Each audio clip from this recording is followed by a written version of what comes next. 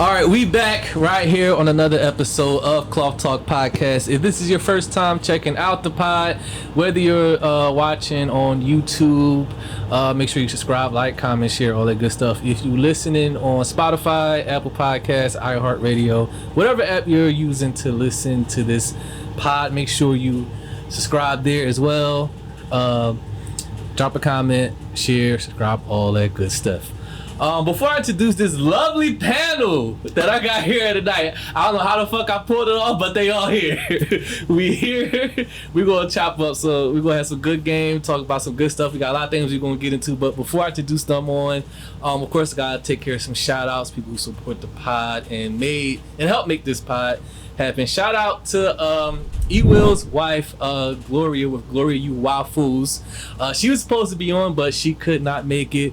As we all know, motherfuckers got jobs. Gotta get that money. Bills gotta be paid. So, and I definitely want to thank her because she was originally one of the ones who kind of helped give me this idea. Because when I had her on and she was talking about how she came up with her concepts, I was like, man, I need to invite a bunch of just creatives on and just have a powwow. So. Shout out to you, Gloria. You make sure if y'all in the Columbus area and y'all trying to try something sweet or savory, hit up Gloria with Gloria Wild Fools. Michael, I know you watching. I know you watching, buddy. Hey, shout out to Michael Glaze for tapping in and suggesting a guest who's here tonight. We're gonna talk to her. She's in the building. Michael, thank you for suggesting her. We're gonna chop it up with her in a bit.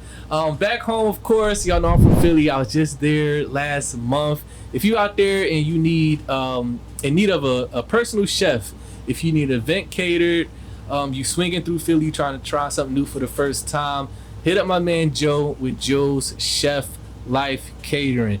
Get you some custom meal plans done. If you need an event cater, if you want to order shit by the pan, he got you.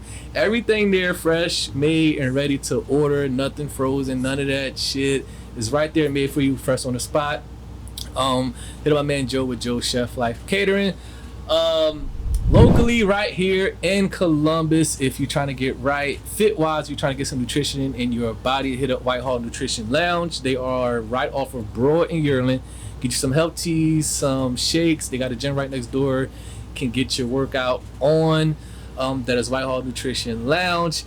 Last but not least, if you out there in Dayton, shout out to my man Deontay Tatum with theflyeragency.com. If you are in need of any artwork, logo design, website design, whatever you need visually to represent your brand or business, hit up the Flyer Agency by my man Deontay Tatum. Woo! All right, now we got all the plugs out the way. Star-studded guests in here in this building, man. I'm gonna let them do their introductions, and then we're gonna jump into some topics. I think we probably can go around this way, and then we'll end with Javon. But Javon, you've been on here before. You wanna go first since you've been here before? Yeah, you've been here before. Into the mic, brother. Okay, got you. Thank you, good sir. Real quick. So my name is Javon. Yep. You can call me JV. JV. I'm a rapper, producer, and visual artist. Yes. It's my second time on here. Second time with a pod. How long you been doing what you've been doing? Forever. Since I was like 12. A legit. Yeah, legit. Yeah. All right, I like it. And where can the people connect with you if they trying to get some music? So follow me on Instagram at Wright Creates. Mm-hmm. And all other social media platforms, the same handle. Yeah. And then on Spotify, Javon, Javxn. Yep. Tap in. There it is. And I had a pleasure of meeting this young lady at one of the First Fridays events. And she let me know, she's like, listen, this is my first interview. So, I'm a little nervous, but I give the interview. So I'm pleasure that I had the pleasure of popping the interview cherry. Shout out to me right here. Tasha, go ahead and let the people know who you are, what you do, and how can they follow you and connect with you and all that good stuff. Do I have to sit up? You can pull it back towards you. Right, yeah, get comfy. All right. And she brought the liquor, by the way. Hey, shout out to Crown Royal Vanilla. Let's go. Yeah, my name is Tasha Javxn, aka The Creative Pain. So on most platforms, you can find me at The Creative Pain, Payne. I'm also a visual artist. My medium's watercolor. Yes. Yeah. And how long you been doing it? I've been painting for a little over a year, but I've been a creative for a long time. I started in pottery and then just gradually. I remember you telling me that. Got into painting. Yep. No longer do pottery? We done with that? You put it down? I think I'm done with it at the moment. Damn it! I've moved on. So you're too good for pottery? That's what you're telling us? No. I want to, but it just takes more time. So. Okay. Sometime. All right, for sure. And if people want to get a custom joint, can they slide in DMs for custom? Yep. You can hit me up. Same thing at The Creative Pain. Instagram, Facebook. Yeah, there you go. Make sure you go tap in. And next to Tasha, we have the lovely Tiara. We having like a little mini pod behind the scenes when we was waiting on Tosh. Like it got kind of real. Like it was good. Y'all, some of y'all may know her as T-Raw. You know, y'all out there tapped in. Tiara, let the people know who you are, what you do, how they can get in contact with you, all that good stuff. Hello, I am Tiara Lynn. T-Raw is another name that I am known for. Just keep it raw. I'm also Chef T. My catering business is Taste Buds Catering. We try to introduce everyone to the culinary experience. This is my first podcast. Another podcast, Terry! Let's go! Definitely. Shout out to Michael. Shout out to Michael for lining it up. Man. But yeah, I do catering. I do a lot in the city, man, but I'm here for that artistry. There you go. Representing the chefs. Yeah. We like to eat. Yeah. Now, how long you been doing it? For my business, it's been about 4 years now. Nice. I've been cooking forever. I've been eating even longer than that. So, right. Yeah, it's my niche. And I love it. I enjoy it. I enjoy serving and feeding the people. Yeah. And like I said, putting that culinary experience in people's face, no matter the income. Nice. I love it. Yeah, and for people who probably listening to this that's in the Columbus area that need your services. Yes, they can find me. I'm on Facebook at Taste Buds by T. Lynn. I'm on Instagram, tastebuds_catering. Also, if you want to hit me up personally, T-Raw 614 is me. It gets a little personal and raw. Oh Lord. Jesus Christ. I'm gonna get her to start the pie. Y'all watch. She told me she lined herself up. She told me she got the equipment. That's where she went wrong at. Now all I gotta do is put the battery in her back and charge up. That's right. All right, so let's jump into some topics right away so we don't waste people's time that's listening and watching. You know what? Let's start here because when we was kind of like setting this up, like I was telling you, T, like because you got here first, and I was telling you like how it is the challenge of getting a bunch of creatives in one space at one time at the same time. Yeah, and it made me think like, damn, like are we acknowledging the day-to-day life of a creative and what y'all do every day, but still make time to show up for shit like this? Like, let's go around. Let's talk about like how do you balance just not only what you do, but just your personal life. Like Tasha, I'm using like I gotta get the babysitter together and everything, and I'm gonna be there. If you at work, you like yo, I don't know if I'm gonna make it. I'm gonna try. And, you preparing for an event tomorrow, and I'm like, damn, like. They're really out here like fucking working, but still it's like I can make it. I'm gonna try. Yeah. So like talk about like how y'all balance like personal life, but also still trying to make time to go to events and show up to events. Whoever want to take it first, kid. Want to take it first, JV? Like let's say it's because it's your second time. Yeah, so show us how it's done.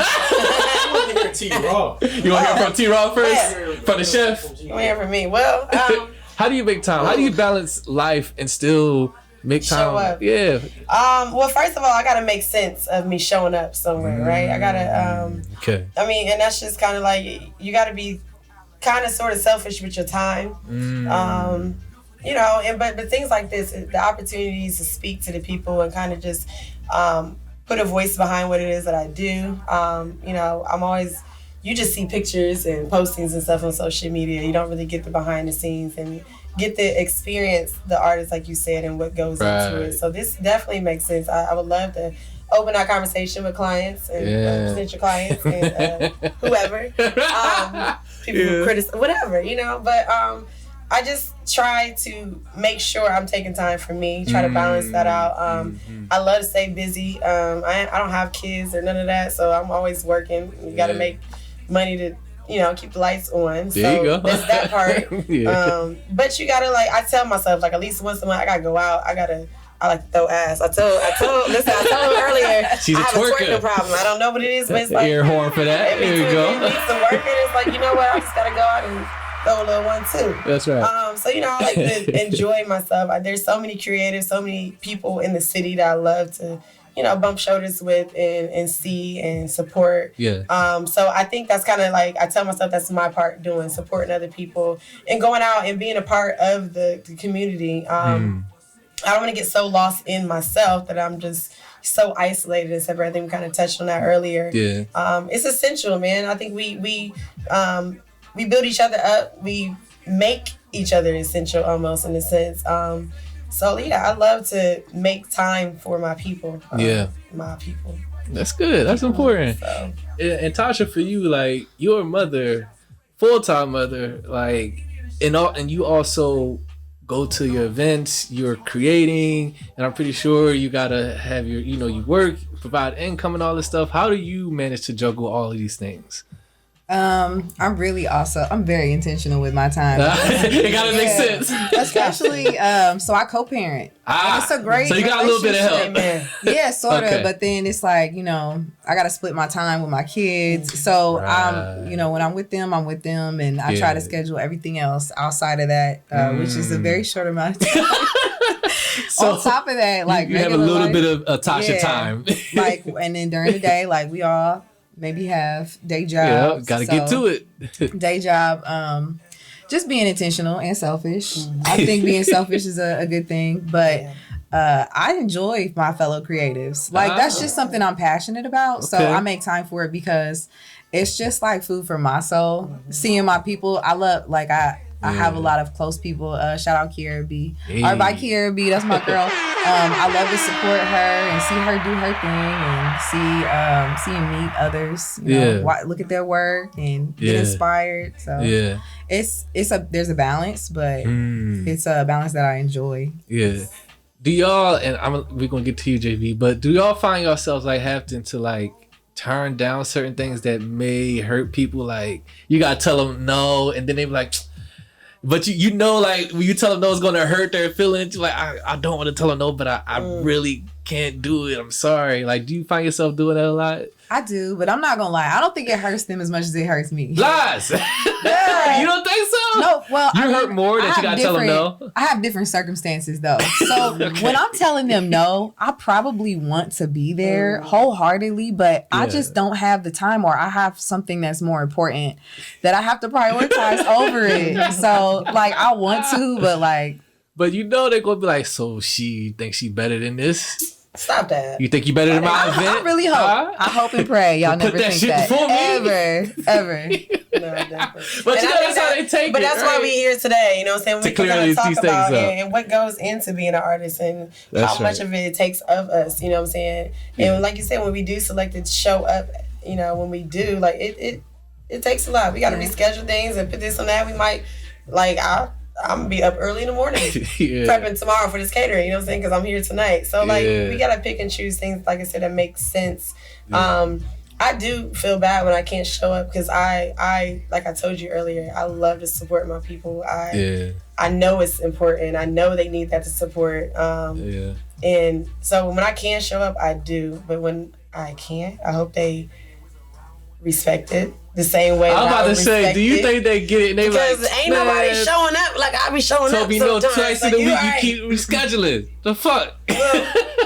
Well, you're supposed to be bestie. Or they can book me, you know what I'm saying, for a catering and then I'll be there. So you be there. Yeah, That's So it's like, it seems like money is always going to take precedence over just kicking it with you. Well, in this society, Like, we ain't making money just chilling and shit. Like, I can't help the economy. Listen, you know what I'm saying? Nathan already said you can't afford. Even two people can't afford a 2-bedroom house. You That's know, right. So, and I'm one. So what you gonna do? Like, sorry, you know, I gotta pay these bills. But it's all love. It's never like animosity. Now, I also do think that people need to be just as intentional with things when they want people to show up. You know, they can't just be like, oh, I got this idea and I just want you to come and we just sitting there looking at each other. You know, like we can't do that either. Yeah, now you wasting my time. Yeah, we can't do that. So I hope they're understanding with that as well. And when they do get things together or it makes sense for, you know, to pull up and we ready, then we can make it happen. That makes sense.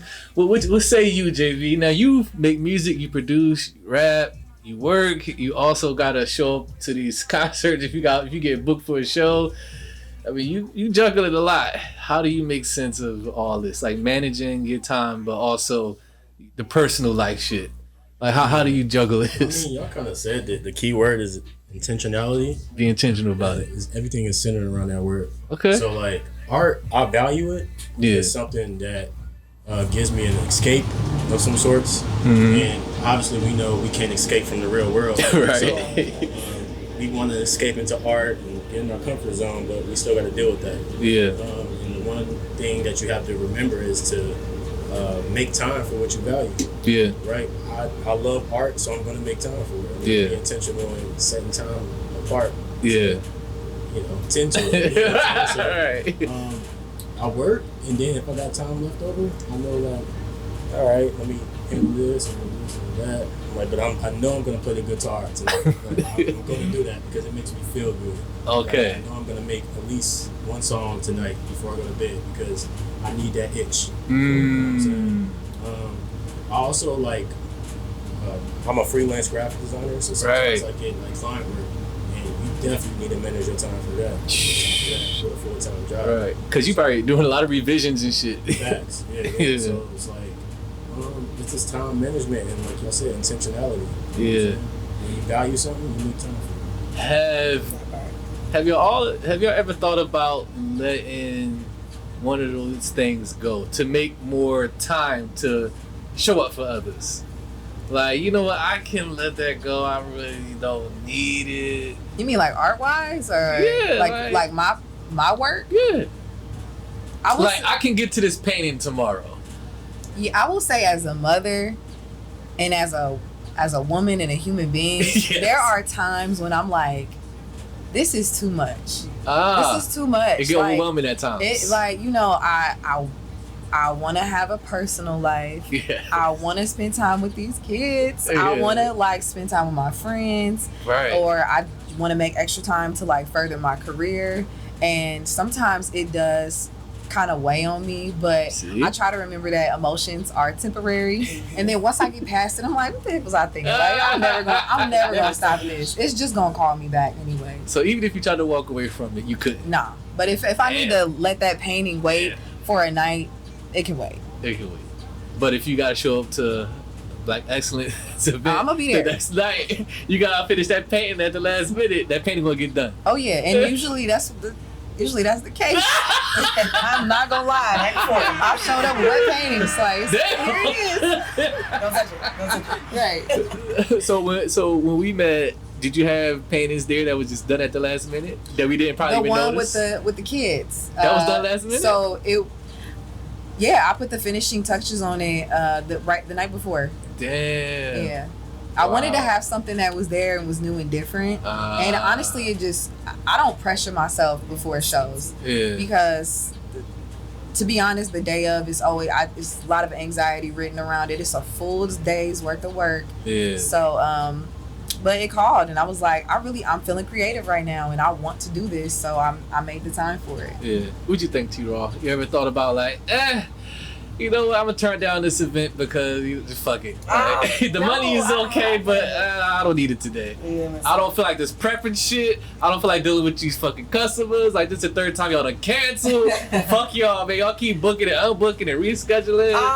So I think I have been more intentional about like what I take on, and I just gotta kind of stay true to what I offer. Like I said, with the culinary arts, and just really want to stick to that. You know, I don't really want to do the whole like let's do baby showers and make mac and cheese and meatballs and you know what I'm saying. Like we all got people in our family that can do that. Yeah. And so yeah, when there's times that I feel like, you know, I don't want to do that because it doesn't really showcase my skill. It's not really what I'm in it for. You know what I'm saying? And especially if it's sometimes when it's like I have other pressing things and it's just like it feels like it's gonna be too overwhelming to try to make it happen or something. So I really try to cater to my audience of people, you know, that's looking for that culinary experience. That's what I like to try to execute and provide and offer. So, and also, like I told you, I've had some life changes happen recently, and I've actually, for once, had to be like, I had a catering the same week, right? And I had to be like, I was like, oh, I got it, I'm gonna do it. We're gonna make this happen. I let her know what happened. But I ultimately had to make a decision, like, you know, I can't. She made the decision for me. She was like, you know what? My husband wouldn't be okay with me doing this, knowing what you have going on in your life, because he experienced the same thing recently. Yeah. And that kind of was like, that gave me permission, even though I didn't give myself permission, to be like, all right, you got this. Take this time. It's okay to be like, you know, life. Yeah. So, I don't know. I do try to make things happen, I think. And I think things like that kind of sits me down and realize like it's okay to like turn some things down and just do what you can. Don't overdo it. Yeah. But then next week I'm like, shit, that money. Right. Now everybody in here single? Yes. Or is it complicated? One of those or situationships? We don't call it complicated. You're complicated. We complicated. You know, it's funny that we're talking about this right now. It actually has to do about being a creative, because we're both creatives, right? And you know, there's a lack of time. But it's so crazy. That's what I was just about to go. Perfect segue. It's a lot. There's a lack of time, and if you aren't intentional, sometimes you can just get lost in your work, or I mean, there's just two separate schedules. It's hard to find time. This is what I was going to. Yeah, I'm single, but I'm like dating and stuff, and that is like a thing. To me, I've been doing my life, and the way I do it for so long is normal to me, but when I start dating people, I hear a lot like, you're a busybody, you do a lot, you always got this and that. To me, I'm like, no, I ain't busy. When I look at it, I'm like, girl, yeah, you is. You ain't got no time for nothing, you know what I'm saying? So, I know, it's something to consider, and it is, like you said, a different lifestyle, I guess, that people have to adapt to, or kind of like understand, man. It is hard. Like, you want to do a lot, and you want to be there, but take a lot out of you. Yeah. You got your little bop, JV, or you single out here? Not a bop. I'm trying to speak for his generation. Man is in his 20s. Oh, you're in your 20s? Okay, 20. I be telling people I'm in my 20s. 27, JV? Yeah. 27, okay. Yeah. Got your little bop. She understand. You call over, you know, smack her around and send her on the way. I'm single. Y'all speak his language. You're like, smack her around. Being single has its perks. Yes. And its negatives. I mean, I want companionship. Yes. I hope to have it in the future. You know what I'm saying? Because we talked about your last relationship last time on the pod, and that was a rough patch for you, letting that go. But it also was a blessing because it allowed me time to focus on myself. Air horn. It sucked because I lost that comfortability, I guess, and security of a relationship that we all love. But also, it was a blessing for the reason I say it. But I would say that it's been a benefit to me right now. Being single. Yeah. I get to really focus and lock in on me. You know what I'm saying? Yeah. Like, I just got more time. Yeah. I feel like it's interesting because I was having this conversation with what's her name? She was just on here. Christian Javxn. She runs she drives rideshare. It's an all female owned and female driver rideshare business. And I was talking with her and we were talking about that, and she was telling me that the reason, not the only reason, but a big part of why her marriage fell. This is not a relationship. When we talking marriage, fell is because she felt that the support from her husband, he didn't support her dream. And I'm like, damn, like, right. And I related to that because like, I was like, okay, like, because I was kind of in a similar situation when I was married. You know, I'm divorced now. We have to talking about it is that when you're chasing something, or like when you're in your path, your walk, you're doing what's a passion for you, that's going to demand and require a lot of your attention and time. But on the other side, something's going to get neglected. It's just how it's going to be. And then they have feelings too. They got wants too. They got needs too. They're just a person like you, and they're looking over at you like, can you put the fucking pot down? Like, can you put the fucking paintbrush down? Like, we haven't had a me and you date night in God knows how long. But you're like, yeah, I know, baby. I just got let me get this done. And before you know it, they're off. Like, man, I'm checking out. Like, because you're not even paying my attentions and wants and needs that value that you love that shit more than me. Yeah. Like, what the fuck? That's heavy to be like, you basically choosing your dream or your passion over that. But then if you flip it, for the creative, the entrepreneur, now they feel guilty. Because, like, it's not like I'm intentionally neglecting you. Like, I love you and shit, but this requires a lot of my fucking time. So it's like a wrestle. Like, how do we, like, damn, like you, I don't want to feel bad for neglecting my partner, or then I don't want you to regret me for that. Like, because now something's going to have to give. Either I'm going to lack in this department, I'm going to stop taking certain clients, I'm going to cut back so I can give you more of me. But by the time I'm done with this event and these, whether it's a painting, it's a catering event, or I got a show to do, I got a studio session or some shit, I'm fucking exhausted. And you're like, I finally got time with bae. You're like, can we just... And they probably like, yo, I want to go out tonight. And you like, man, I'm tired. You're like, you know what, man? And there we go. Here's the fights. Here's the friction. Here's the arguments. Here's the back and forth. So it's like, somebody's going to get the shorter end of the stick unless we let something go. So when you say like, yo, it's a blessing being single because you can give all your time to that because you ain't got a balance. Oh shit, I ain't called Kiki yet. Damn, yo, it's 1 in the morning. She think you with another chick, but this whole time you been in the studio or working on a graphic for somebody. You got a peace of mind. Yeah. If you have peace of mind in your relationship, that is a blessing. Think about that. A marriage ends because of this shit. That's heavy. Like, is this career, this dream worth lifelong companionship? Losing that? Or can you be like, I'm good with that? Compromise is the word right there. But like, even in Tasha's case, she's saying, you know, it's complicated right now. But the thing is, like, they're even in the same field, but still, you would think like, oh, they get it. But she like, no, it's still. You know, what makes it even more difficult is like being at a space in our lives where we're very mature. And also, we have a mutual respect for what we do. So it's like, dang, like, I want you here, but I want to support you and I know where you're headed. So it's like, I can't stand in the way of that. Like, I know, I couldn't imagine somebody else doing that to me. And I know they wouldn't do that. Like, so it's I gotta make you choose. Man, I don't think I would. You think I'm gonna sit here and get less of you? Huh? The fuck you think this is? I don't know. You calling me over here, hey, what you doing? Let's go kick it. I show up and you pull out the canvas in the, hold on, I gotta finish this one thing. Like, yo, if I'll knock you in your Donkey Kong, you and punch me in the top of your head. What we tried to do, we're just supposed to be me and you, Tom. I knocked this shit on. So we would try to be so intentional with that time we were together though.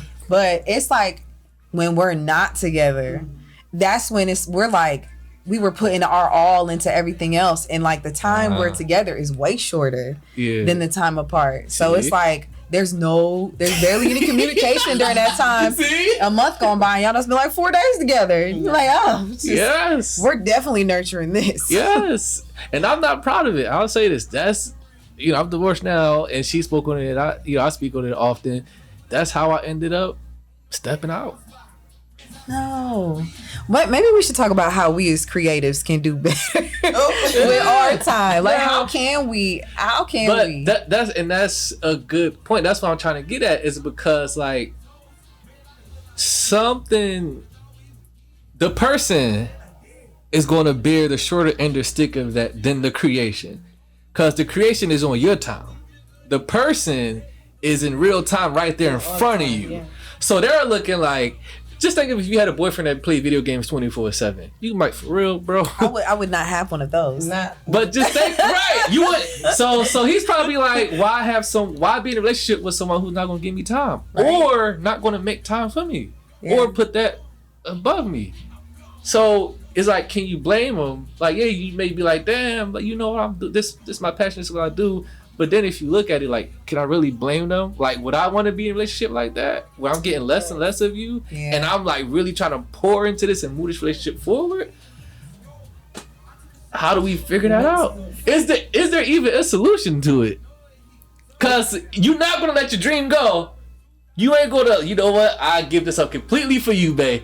You know what? Let's go. We're gonna run off to the sunset. There's a solution. I think it's just like understanding. I mean, also like it's not forever. You know, you would hope that the hustle and the grind won't have to be the same forever, and you'll be able to like plan time off sometimes, or like, you know, something in the future. But when you trying to make it happen and get it up out the mud, it's kind of hard to like, you know, like you said, to turn down opportunities. I mean, you just got to take advantage of what you can. It's hard to just not, you know, you got to, when the momentum is going, you got to take advantage of it, you know? So I think that's the thing. And then people that's dating artists have to also keep that in mind. Like, they got to know who they're dating. They really have to understand that it's appealing. Everyone loves to date an artist. They think it's great. It's like, you know, but be realistic. Like, is that going to be enough for you? You know what I'm saying? Like, are you fulfilled? Is that okay? Are you comfortable sharing your person, you know, with everybody? And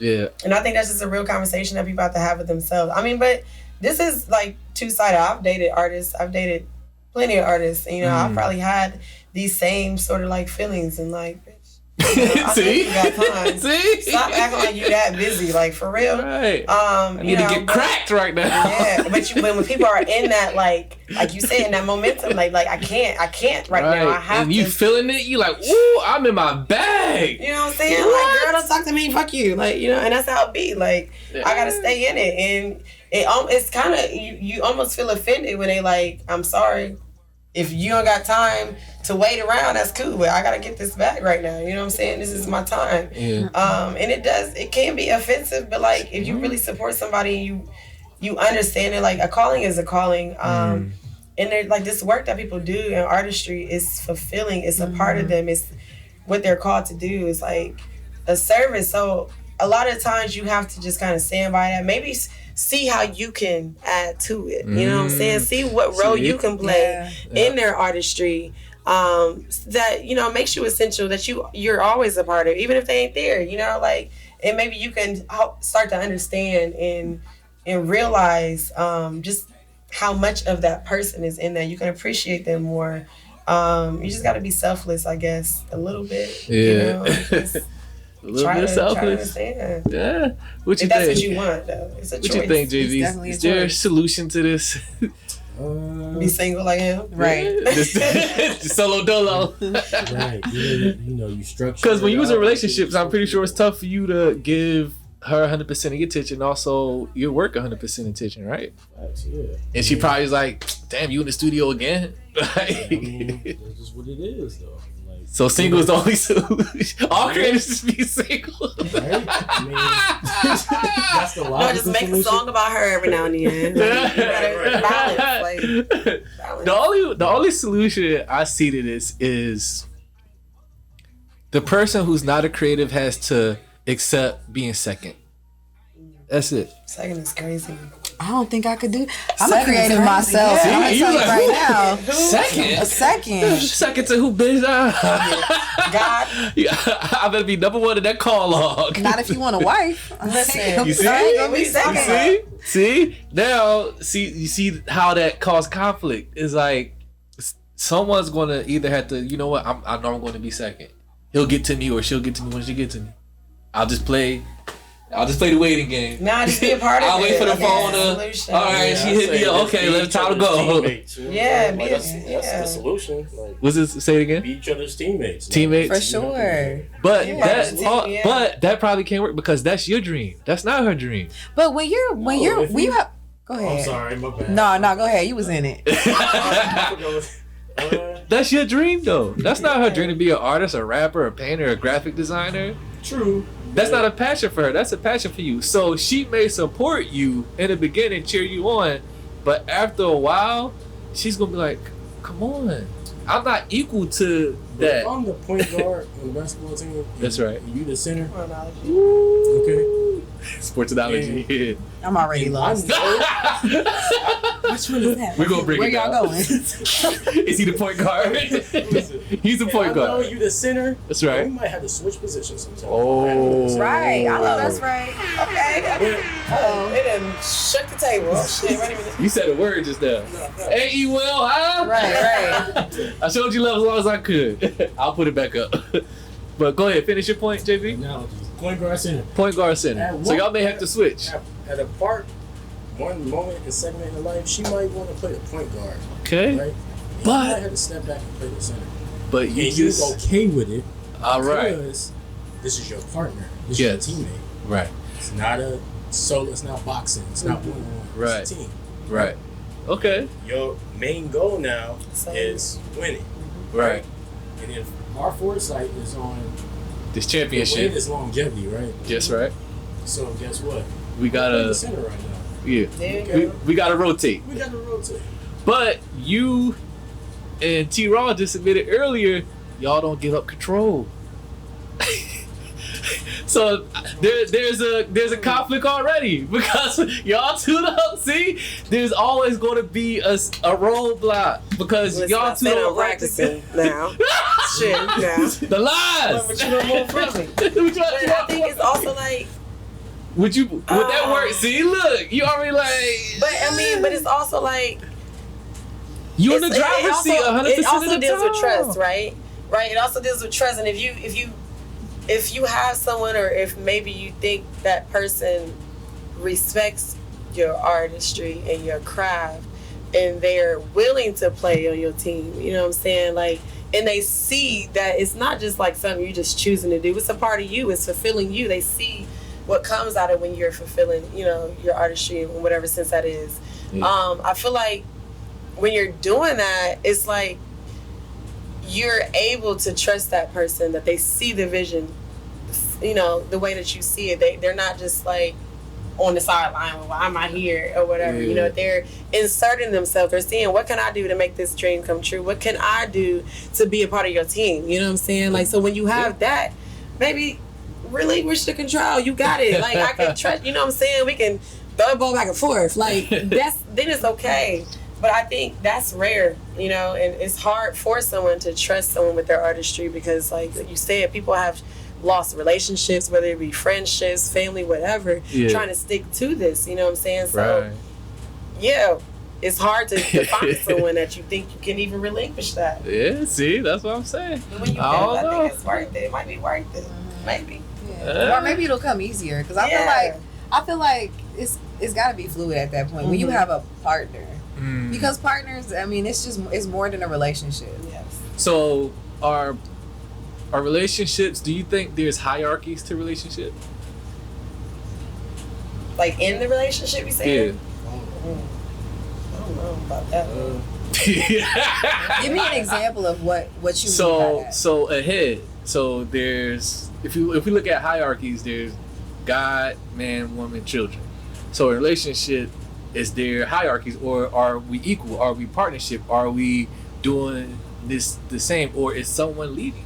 Someone has to lead. That's why I said the only way I think it'll work, somebody got to play second. Somebody got to come second, and they have to follow the lead of who's leading. But like JV said, it could be temporary. Yeah. Yeah, you know how to play. So you're going to lead for this moment of time, but there's going to be a time where you're going to eventually start leading, and I'm gonna fall back. You gotta be okay with And you gotta trust that. Yeah. Okay. Yeah. So there's not. So y'all don't think there is hierarchies in relationships? Because if we play the team thing, there's no hierarchy. Yeah, you're right. That's how y'all want to orchestrate. Yeah, that's how y'all want to do it. Yeah. Too. But you know, when somebody got the ball, they got the ball. You trusting them. You're not like trying to steal the ball and like, you know what I'm saying? It's not about you at the Some moment. people don't even want to be a leader.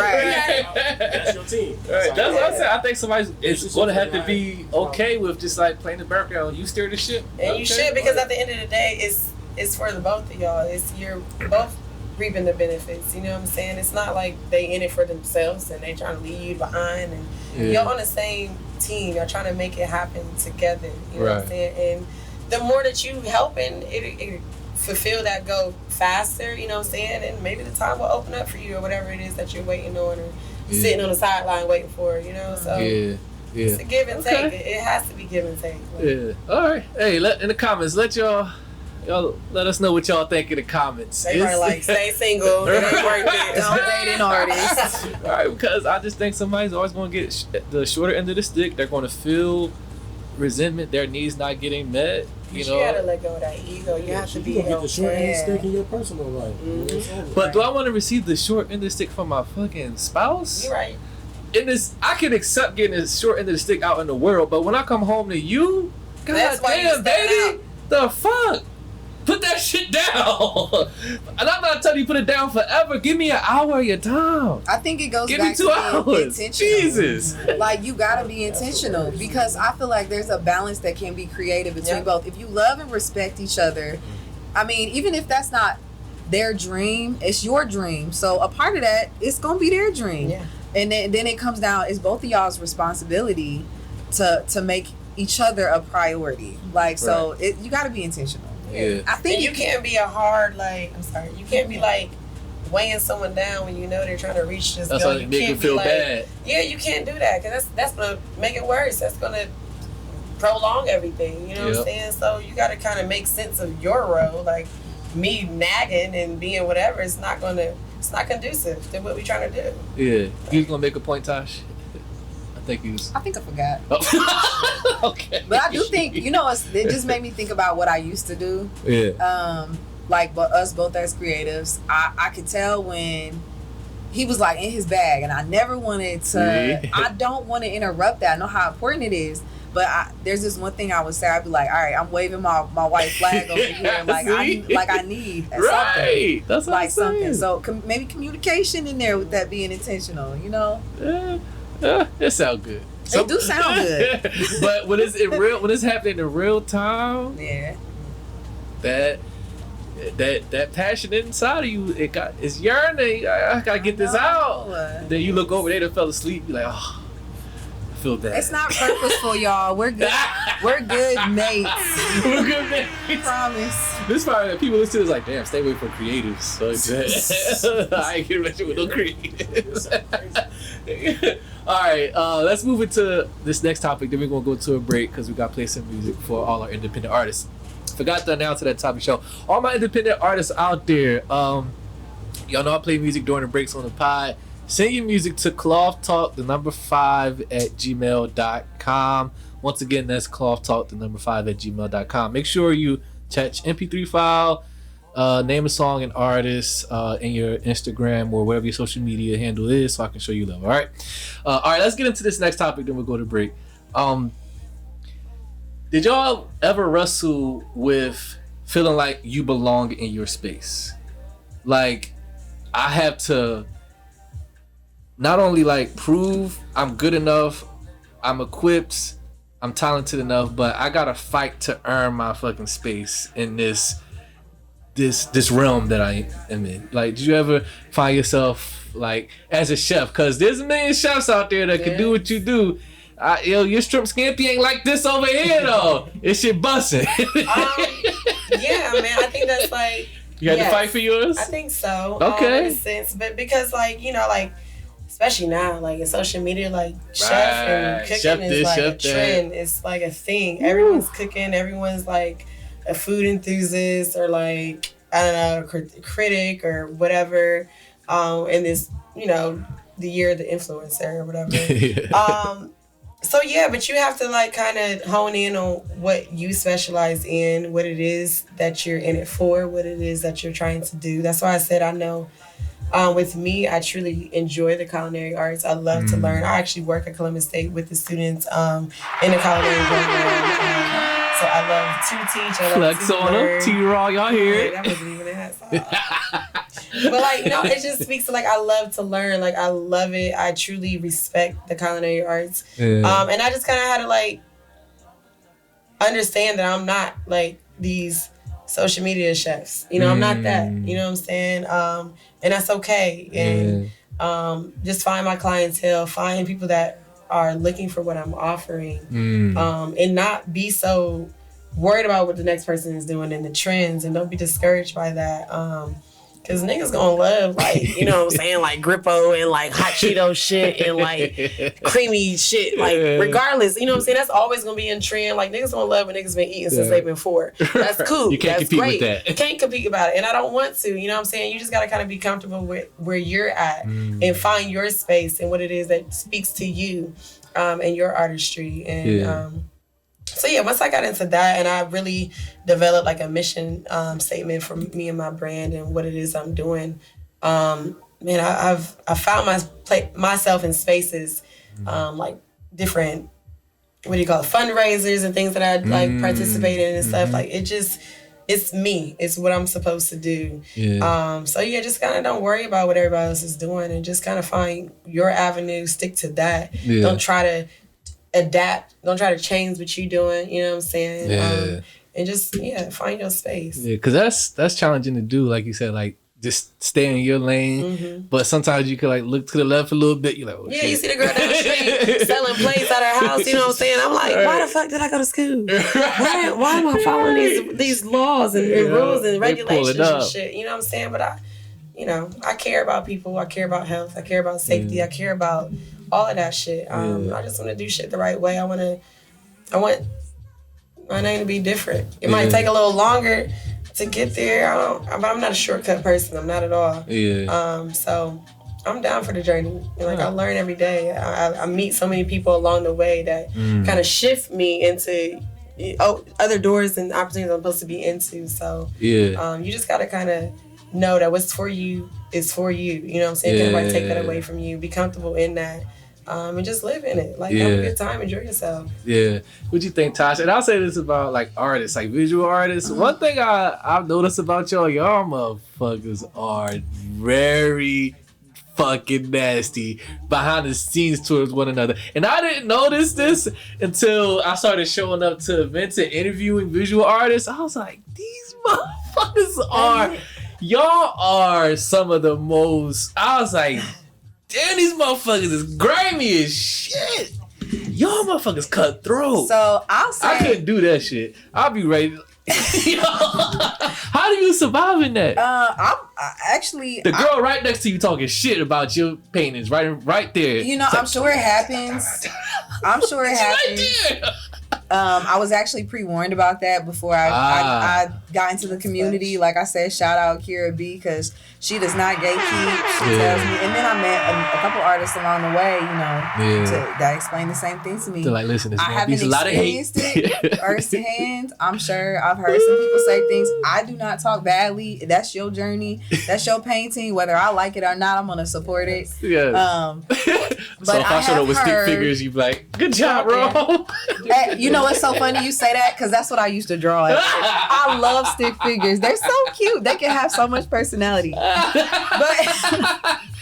I have heard stories, and Give I've us heard, one. I've heard other artists. I don't participate because you don't participate in slander. You're in the world now. You got. Talk about this bitch real quick. No. I you know what? I'm not like that. You threw a dart one time. I got friends that I vent to, close friends. There it is. I will never be in a space like this and talk down a fellow artist. Definitely not that against anyone else. Not a black fellow artist, because I'm here for you too. We doing this all together. If you want to talk badly about somebody else, you do you, but because I was like, damn, these motherfuckers. I'm like, it hurt my feelings, and I'm not. That's not even my word. I'm like, that hurt. Yeah. I'm like, God damn, why they? Especially when they hit people with the like, oh, you can tell who the seasoned artist in here, where they get her from. Like, oh my goodness. Yeah. So when you got involved into, showing up to events, you networking, you meet other artists, did you feel it, like, not verbally, but could you feel the energy, like, yeah, I can feel the hate, but they're not saying it, but I can feel the beady eyes beating down on me right now? Only from the older crowd. I'm not gonna lie. I was searching That's for. Interesting. I was searching for more women, like to women artists, because I didn't see too many when I first started. Yeah. And when I started finding some like-minded women, they were very supportive. I love my little group. I'm not gonna lie.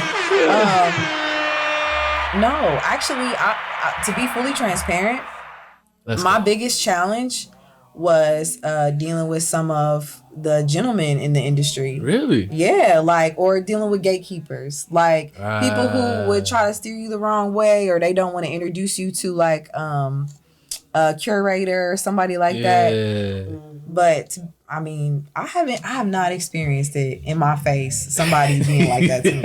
But you can see moves to try to block you from certain things, gatekeepers, the older, or the gentlemen who will approach you and they only try to help you because they have their own agenda. That has happened more times than I can count. So At many this times. point, I'm just like, I don't want nobody's help. I got it. I don't want nobody's help. I know this person, right? Let's just change context. Come to this event. Matter of fact, come to my event. Actually, it's more like, come to my event. Yeah, I figured you should come. Like, okay, right. I'm good. I'm busy. I don't got no babysitter. No, not one. I'm just speaking on that real quick. I do a couple artistry, so I was telling her I model and stuff too. Yeah. And that just reminded me, there was a guy that came, once he saw that I guess I was doing what I was supposed to be doing in the modeling or whatever, I don't know. He tried to say oh, let me take you out to lunch, and oh, I didn't know you was he said something he thought I was ghetto or some shit. But he was once I didn't know you was like that, and then he was oh, I can take you out to lunch and show you my circles and this and that. I'm like, no. We don't need that energy. And that's, I get, and it was one of the older people. It's always but it be like people. that. They don't want to they don't want it to change. They don't want to let nobody in, or I don't know if it's intimidating. I don't know what it is. So gatekeeping is a real thing. Yeah. Gatekeeping is real for artists, creatives who are, to me, what word do I want to use? Possessive? No, not possessive. They're insecure. And they feel threatened. Ooh. I feel like when they feel threatened in one way or another, they want to gatekeep. Cause you're right. Cause if I'm an artist and I've been putting in years and years of work, and I done got myself to a certain status, and my name is known, and I see the younger crop coming up, and I see they coming with some heat, and I'm like, oh no, we can't have none of this. No. Yeah. I'm not giving you none of my contacts, people I know. You're not coming into this event. I'm gonna tell people, yo, she just a beginner, she an amateur. You don't want her on the bill. You want your boy. You're right, because you're gonna take my spot, and I gotta hold on to the spot as long as I can. Yeah. But you can't stop what's coming. But when you got so much power and your name is strong, you do. Damn, you're right. What you think, JV? You experienced the gatekeeping shit, or how do you did you have to fight to earn your spot in your fields? Gatekeeping, I don't know, not necessarily. No. I guess that's synonymous with rejection. Rejection. Yeah. If you performing and you rapping on stage, some crowds might not rock with you. That's a whole different type of humility. That sounds terrible. Right. Yeah, we here for the dude after you. Yeah. I think that's similar to gatekeeping in a way. Yeah. As far as rejection. That sounds worse. It sounds bad. It sounds so terrible. Yeah. You up on stage by yourself and right. That just sounds looking at they watch he got about one more song. Yeah, but that's art though. That's subjective. Everybody not rock it. But that's right. They loved it. So you're right. You have to come to peace with it. But I think about it damn, yo, I worked so hard on this expression, and y'all fucking smack me in the face. Like, all I'm trying to do is show my expression just like you did. Like, why the fuck can't I do that? Like, why are you... I'm not trying to take your spot or trying to do... I'm just trying to be in that... I just want to get the love you got. Like, people fuck with you. Like, yo, can I get a piece of that? Here's mine. But you're like, no. You shit too fire, youngin. Like, right. They gonna be looking at yours more than mine. You too good. Yeah, like, you too good. You too good. But after a while, like, they eventually, like, die out. Like, they just like, not literally. No, yeah, are we talking about literally? Yes, I was like, die out. Yeah. Yeah, no. Another word. Phase out. Yeah. They okay. But also, would you want to be, like, responsible for, like, helping continue on, you know what I'm saying? Like, someone in that next spot for you, like, you know, because it could be a lot of bullshit, like, artists or whatever coming up, but to say, like, you got a hand in picking and selecting and helping them, giving them tools, like, you ain't gonna do this forever. You're not gonna be on Prime forever, like. Right. And that's what I was gonna say, because, like, I remember when I first started this podcast and shit, right? Like, cause remember, I'm not originally from here, so I'm from a city called Brotherly Love, right? You know, that's Philly's moniker, his nickname, Brotherly Love. Like, you look out for your fellow man. So I come here, I'm like, yeah, I'm starting this pod, and I'm gonna interview people, and I'm all happy and excited. I'm like, yeah, this is gonna be great. So, in customary form, what you always want to do, you always survey the land of your competition, or people that's in the same field as you. Like, okay, let me survey the land, see who's out there doing what, so I know who them guys are or girls. Like, okay, so you the one, okay. So my thinking was like, you know what? Let me reach out. Instead of trying to be a competitor, let's work together. So I identified some dope podcasts in the city. I'm like, you know what? Let's do so the podcasting game, you do show swap. So I appear on your show, you appear on my show. Mm-hmm. So we guest swap. So I'm reaching out trying to, like, arrange that. Nothing. Close the door on my ass. Fuck you and fuck out of here with your podcast. Man, what, you from Philly? You not even from, fuck out of here. Yeah. No, I'm not coming on your show, and you're not coming on mine. So it's like, yo. So, and I think it's a regional city thing too, because I was like, damn. Mm-hmm. One thing I learned about Columbus is very cliquish. Mm-hmm. Very, and I think that plays a big part of it, is particularly in this city. I was like, damn, they so cliquish here. Like, I'm just trying to, like, mob with y'all. And you wish that you would think they would, because then you got, like, 3 different cliques doing the same thing at the same time. Yeah, we all can eat together. Right, yeah. But it's like a players hater convention up in here. It's like, hey. Like, if they not doing it, it's just like, it's hate. Like, I don't get it. I don't know why. I mean, there's so much talent in Columbus. It makes no sense. Like, it's crazy.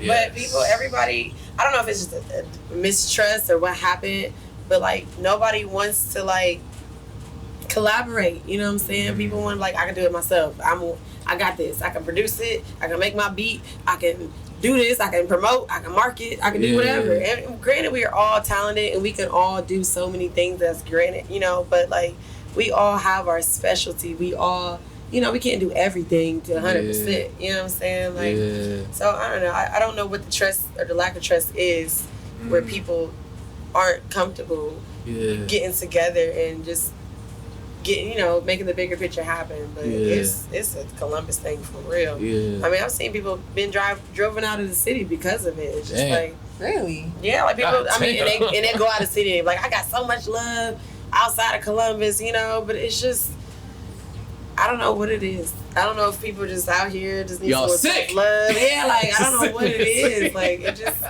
a lot of entitlement, a lot of, like, just hate, and I don't know where it comes from, honey. I don't want it. Do we see the day that will ever change in this city? Any hope? I hope so. I mean, that's the hope, right? We're far away from the days when we all can just come together and stop all this cliquey shit. Hope. Like, it's a hope. It's a hope. I guess that's all we can do is hope. You said you ain't even from it. You came here and you saw it. Like, it's bad. It ain't gonna do nothing but, like, stagnant. And then they be on Facebook with they rent. Like, don't nobody support me or like me or come to me. I'm tired of y'all. Y'all don't like me. Like, relax. I'm about to go to Atlanta. Right. Yeah, I'm going to LA. Yeah, it's crazy because, like, I wonder if, because how we was talking about earlier, how certain people like to be in control of certain things. I'm starting to think now, is that done by force?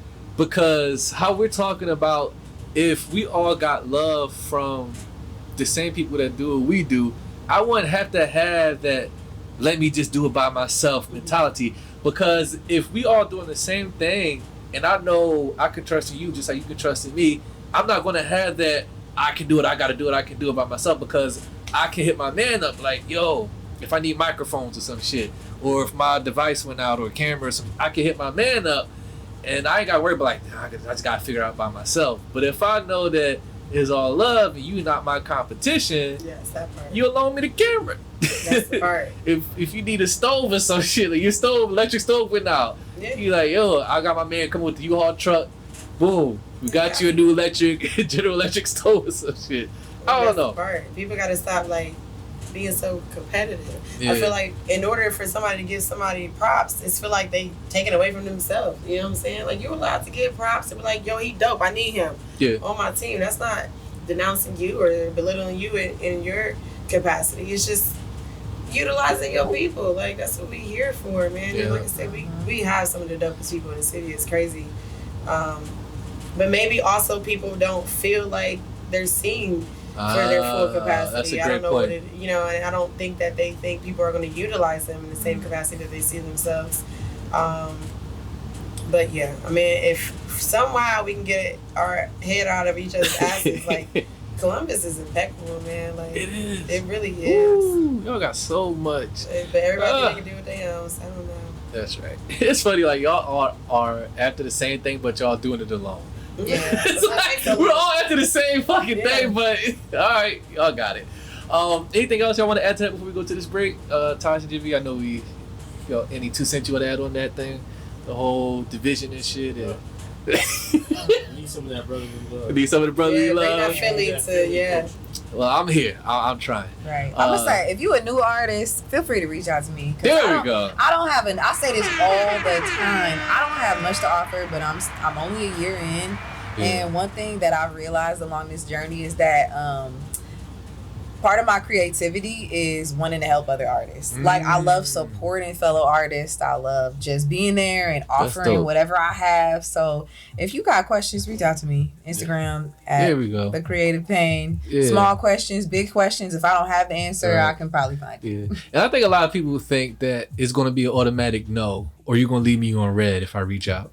So they're probably just like, nah, I ain't even gonna bother. Nah, do it. Reach out. They're not even gonna respond. As long as you ain't trying to take me on a date or anything like that. Don't have ill intentions. Right. Or they'll look on your social media page and they see that you're connected to someone they don't fuck with and they won't reach out to you. But I don't fuck with so I'm definitely not reaching out just because you're friends. Figure it out. All right.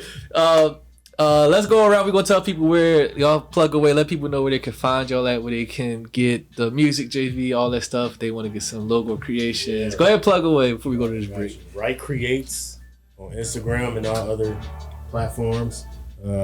Spotify, Apple Music, Javon, Javxn. Yeah. That's it. Where can they find you at, Tosh?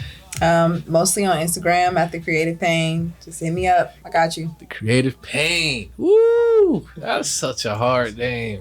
I love that name. Creative Pain. Woo! Tiara, where can they connect with you at? You can find me on Facebook. That's Taste Buds by T Lynn. I'm also on Instagram, TasteBuds_catering. Yeah. Like I said, I'm at Columbus State. Work a lot of events there. So just come on here. If they see you out and about, can they approach y'all? Yeah. That's up to them. If they because think they're like, I don't know if I should, I seen you on such and such, or I seen you at this event, I want to holler at you, but I was like, you know what? They want to be bothered. I'm a hugger. Y'all approachable? So let me know if you don't want to hug. I'm not approachable. I might not. No, I'm just kidding, but depends on the day.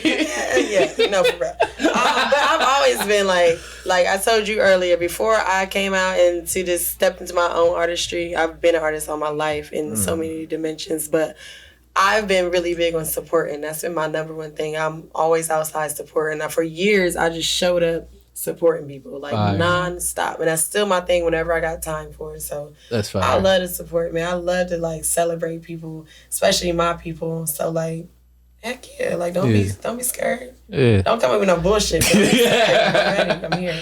Right. There y'all go. If y'all listening and watching it and y'all out here locally in the Columbus area, man, don't be afraid, man. Reach out to your fellow creatives.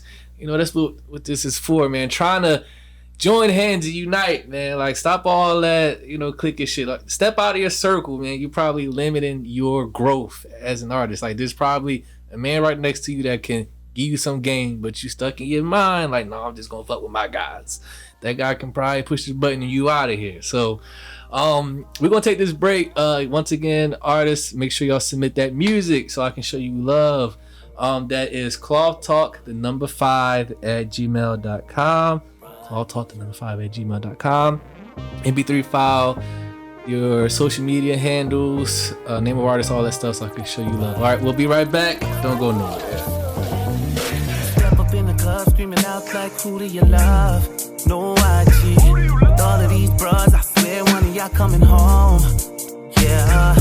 John Wall, I'm finna flex. If I'm with you, bitch, then I'm finna sex. I don't apologize for nothing in the past. Bad boy, I'm puffy combs in the flesh. Like, oh no. DJ knocking that new joint. Molly in a drink, got she trying to fuck. Shorty face down and the bottoms up. Loud in the air and the bottoms up. Like way up. See, I'm a real nigga, I don't chase them. Throw a couple dollars for a fast break. Get a 1 tuna, that's a layup. Hater. Who do you love? Are you for sure? Is it me? Who do you love? Yeah. Are you for sure? Tell me it's me, girl. Are you for sure? Do you love? Yeah. I don't got a problem being friends with you. Long as you got plans to bring your friends with you. Couldn't give a fuck if your man's with you. Girl, why you acting like I am with you? Yo, like you don't know. Getting bucky in the back at the photo. Got you missing from the party like we're homegirl. Ask shorty, can she take it? She like, oh no. The sky is the limit. Oh hell no, it isn't. A nigga, one moon and the stars.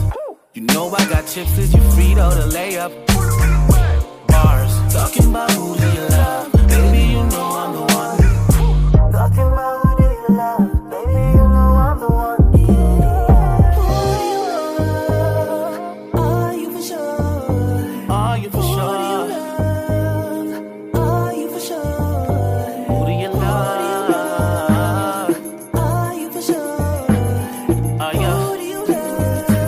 Who do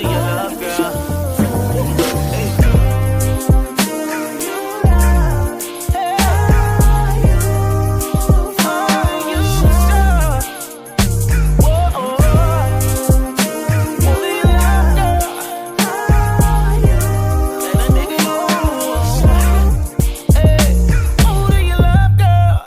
All right, yeah, we back right here on Cloth Talk Podcast. Javon is here, Tasha's here, T-Raw is here. Oh, I love that name. I want to get into this next segment, and JV sent me a song. What was this, the other day or yesterday? Yesterday. Yeah, it was yesterday, yeah. Yeah, and this actually like was perfect because I was thinking about how I was going to get this segment, and when you sent me this record, I was like, that's it. That was the one, huh? Perfect. So we're going to play this, and I want you to, after we listen to it, I want you to tell us what inspired it, why you wrote it, and the meaning of it, and then we'll kind of like break it down how it translates into art in real life and stuff like that. Yeah. You want to introduce it? Yeah, this is a unreleased single called Battle that I produced and written. You know, what's that? Gotta be in control. Yeah. Rip, produce, home studio. What else? Yeah, it's like it's a song that speaks to your spirit. I guess it's kind of like I didn't like it. It made me uncomfortable. Yeah, you said it was like it made me like when I listened to this, like it made me like feel like damn, my soul is being confronted. Right. I didn't know it came off as that way, but I guess that's me. I guess. Why you do that? Was that intentional? I guess I'm too intense, man. I don't be meaning to do it. It's just my personality. And that's why people they don't turn up at shows because you making them making them feel guilty. Like, damn, my life is shit right now. He making me look in the mirror. Go home, turn all the lights off. All right, I need to chill. All right, just trying to twerk like T-Raw over here, huh? All right. Anything else you want to say about Battle, the song? That's it. Why you title it Battle? I think it was one of the words in the hook.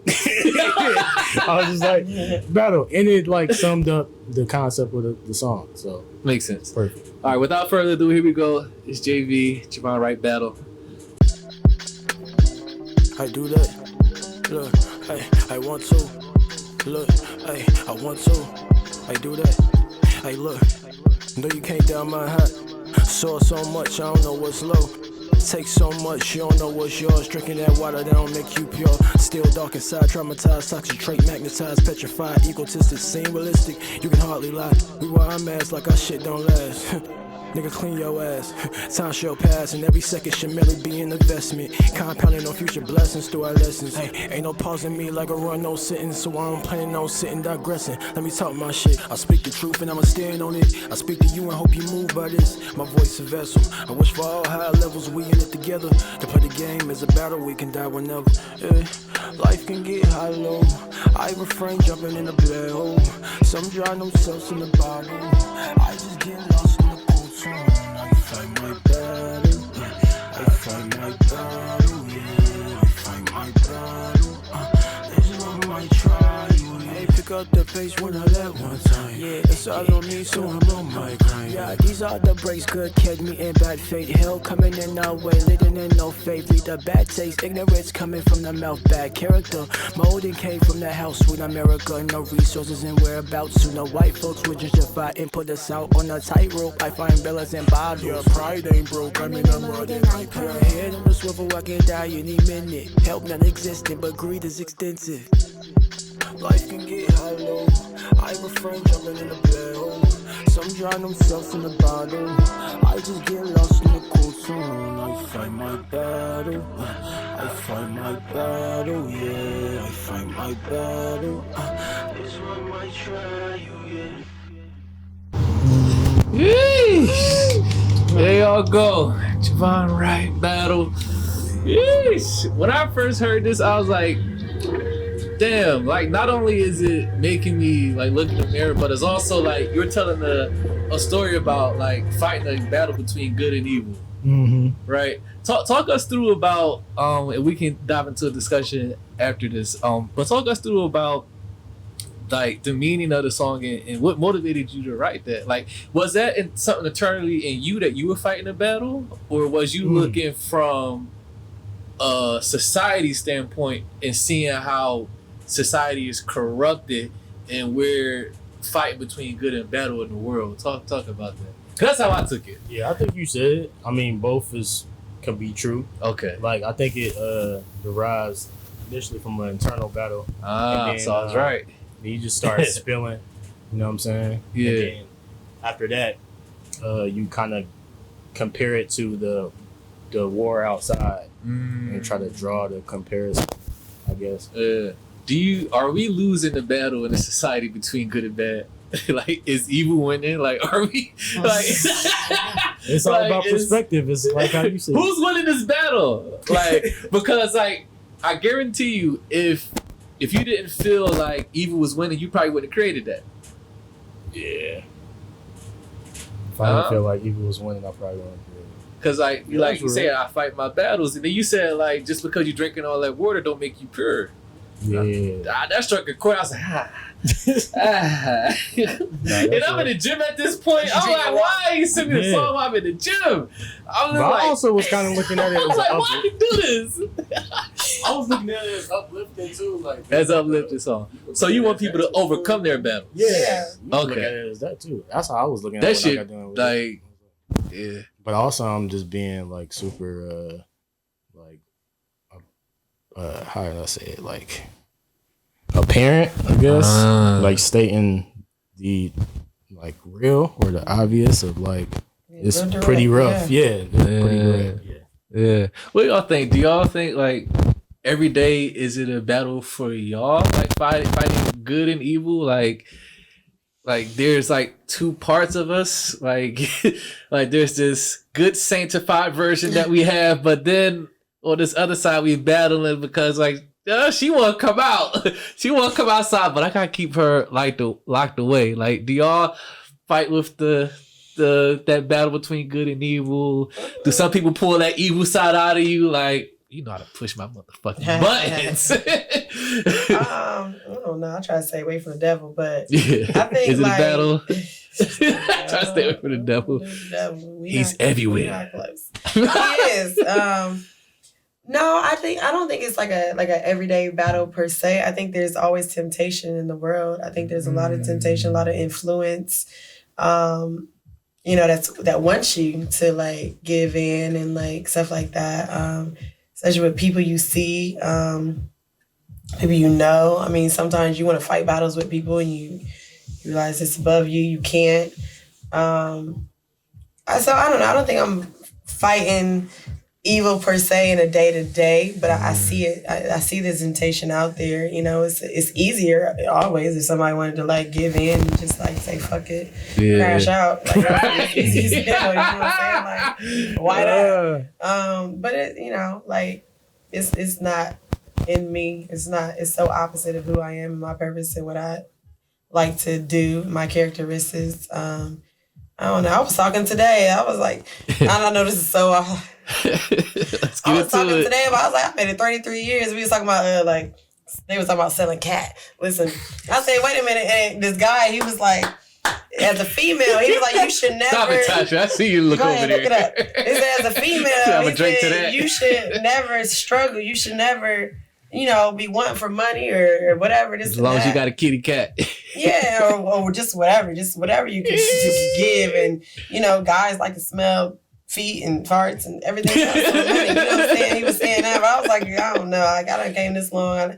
I like my dignity and, like, you know what I'm saying? Like, you ain't that down bad. My morals, like, I can't do that. I done made it this long and it's got me this far. And, like, I can count my blessings or lose counting my blessings, So, like, I can't give in to that. Like, the devil is the devil. These NPCs and everything, I just gotta, like, stay one track minded. Yeah. I can't give in to it, man. Like, I know the intention. I know what the plan is. I know it's set to destroy, so. Yeah. You know better, you do better. Yeah, I feel it. You ever fight those battles, Tasha? Good and evil?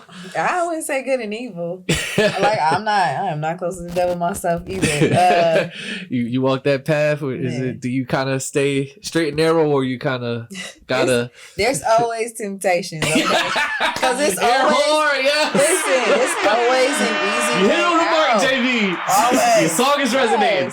It's always an easy way out. So really, it just comes down to my day-to-day choices. Yes, internally, I am fighting some type of battle every day, whether or not it's whether I'm gonna eat a salad or a cake, or if I'm gonna be upset about some co-parenting stuff, or that's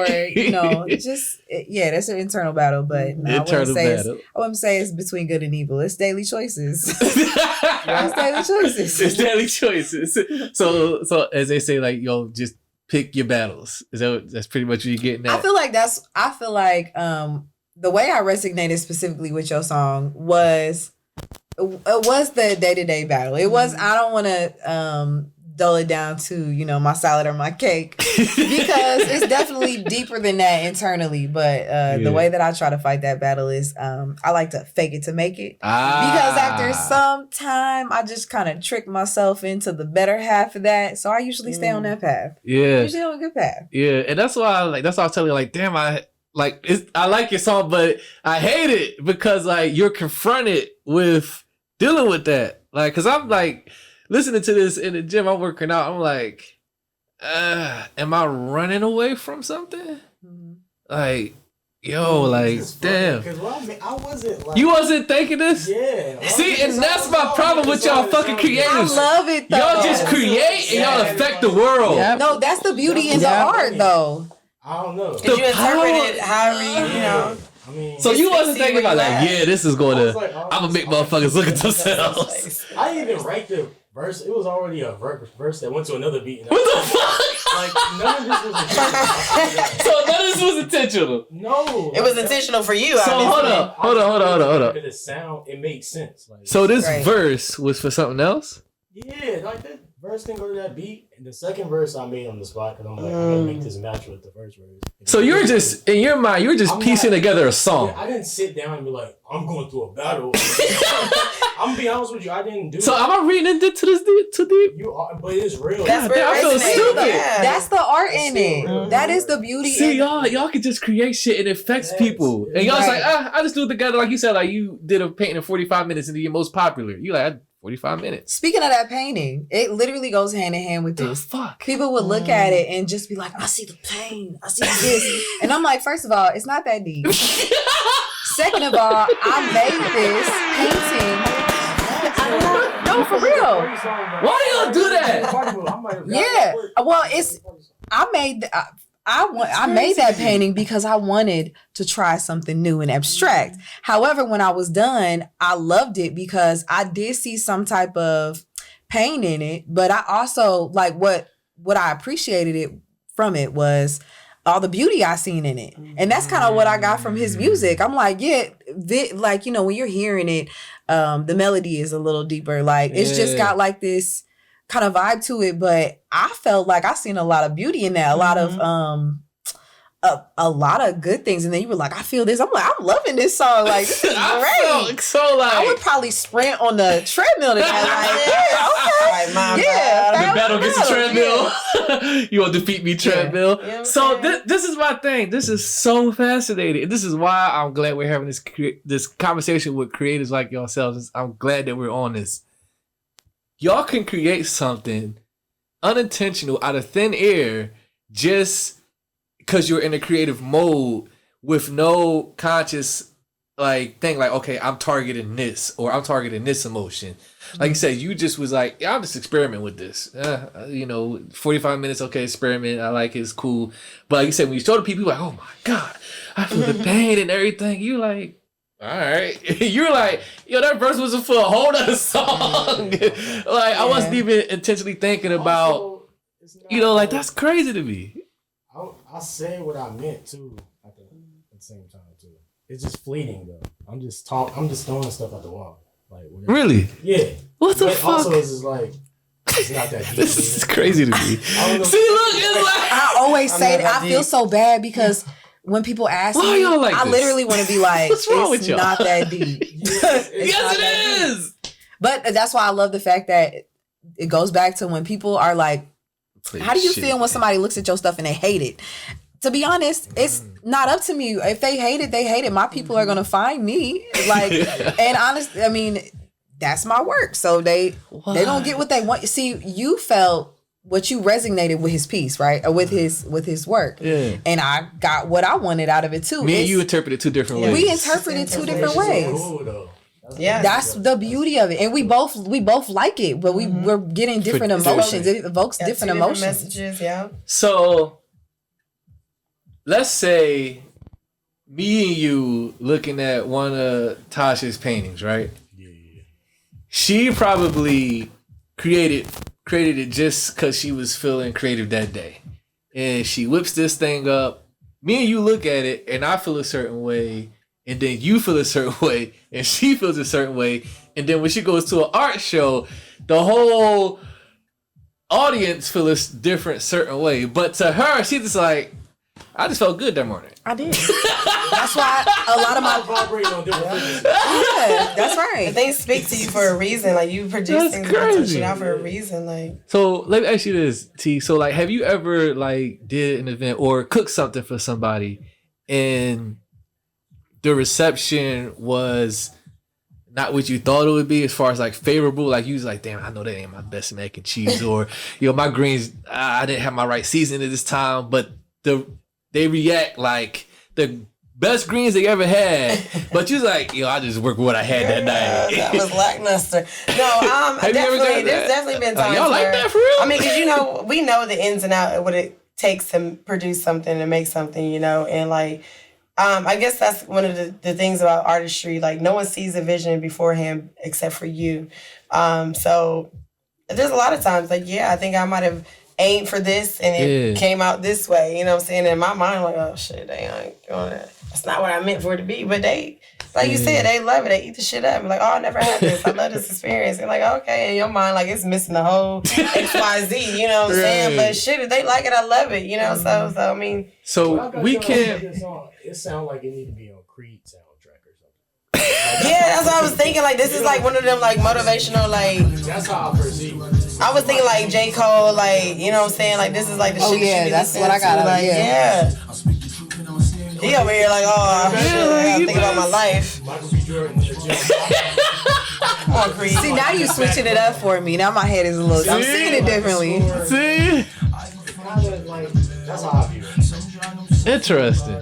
Definitely give me like J. Cole vibes. Like, J. Cole vibes. Speaking on like life right now and where we at today. Y'all heard the new shit just dropped, right?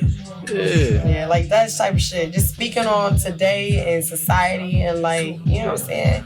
Kind of touching where all our mindsets is at. It could be that. Yeah. That's true. Sadness is not bad though. It's not bad. It's a good. necessary emotion. Sadness, yeah. How would you know when you were happy if you were never sad? Ooh, air horn for that. That's a bar. Yeah, Taj. Fuck. That's like you can't have sunshine without rain type thing. Yeah. Ah. Okay. It just fucked me up because like how I interpreted this whole shit. You're like, I just like, went to I'm just piecing the song together. I had that verse for a whole different beat. And so did you do the hook first or you had the verse ready? The verse was done first, then you did the hook. Yeah. When did you make the beat? The beat was already done? It was like weeks before. I was just like looking through the beat. I was like, I like the sound of this right now. But let me ask y'all this. Cause this is making me think about something. Do y'all scrap a lot of work? Like, meaning, like you really can't do do-overs. Once you make a batch, that's the batch y'all getting. I don't use all the pasta noodles, so that's all y'all get. You might change it into if it's too salty, fuck it. Sorry. That's crazy. But like you were saying earlier, y'all can like if you hit a brushstroke too hard or too light, you like you really can't fix it. It's like you get what you get. Like when you're making errors in real time, you really can't go back and correct it because it's there, right? Or am I wrong in that? With food, I don't know. Because you can delete a verse and record the verse over. Nobody will never know you fucked up or you stumbled over a word. Post it or send it out in the world. But you also paint like the Andre 3000 paint right there. You gotta get that right one time, right? I can read. I can just. So there's ways you can cover up mistakes. Man. There's ways. I mean, so you fucked up a painting that and you fixed it that we'll never know. Yes, Oh, multiple shit. times before a show. Damn. At a show. Really? Yeah, I mean, there's ways. So you can cover up mistakes and errors. There are ways to do that with art, and then sometimes, I mean, people don't know because they think it's just a part of the work. But you see the error. I see the error. Just like what with her, what you was trying to execute. Yeah, like They might turn out at the end, but I was like, this is not what I was aiming for at all. I'm glad y'all like it. I'm glad y'all like it. All right. We should put that on a poster because that's for real. That's what it's For like. real. Yeah. It's a long way from where I started, but here we are. It works. Yep. Sometimes they be like, I love it. I be like, really? You be surprised. You like that? You ain't even gotta be that nice. Me too. Does this make Exactly y'all what I'm think saying. y'all overthinking the art?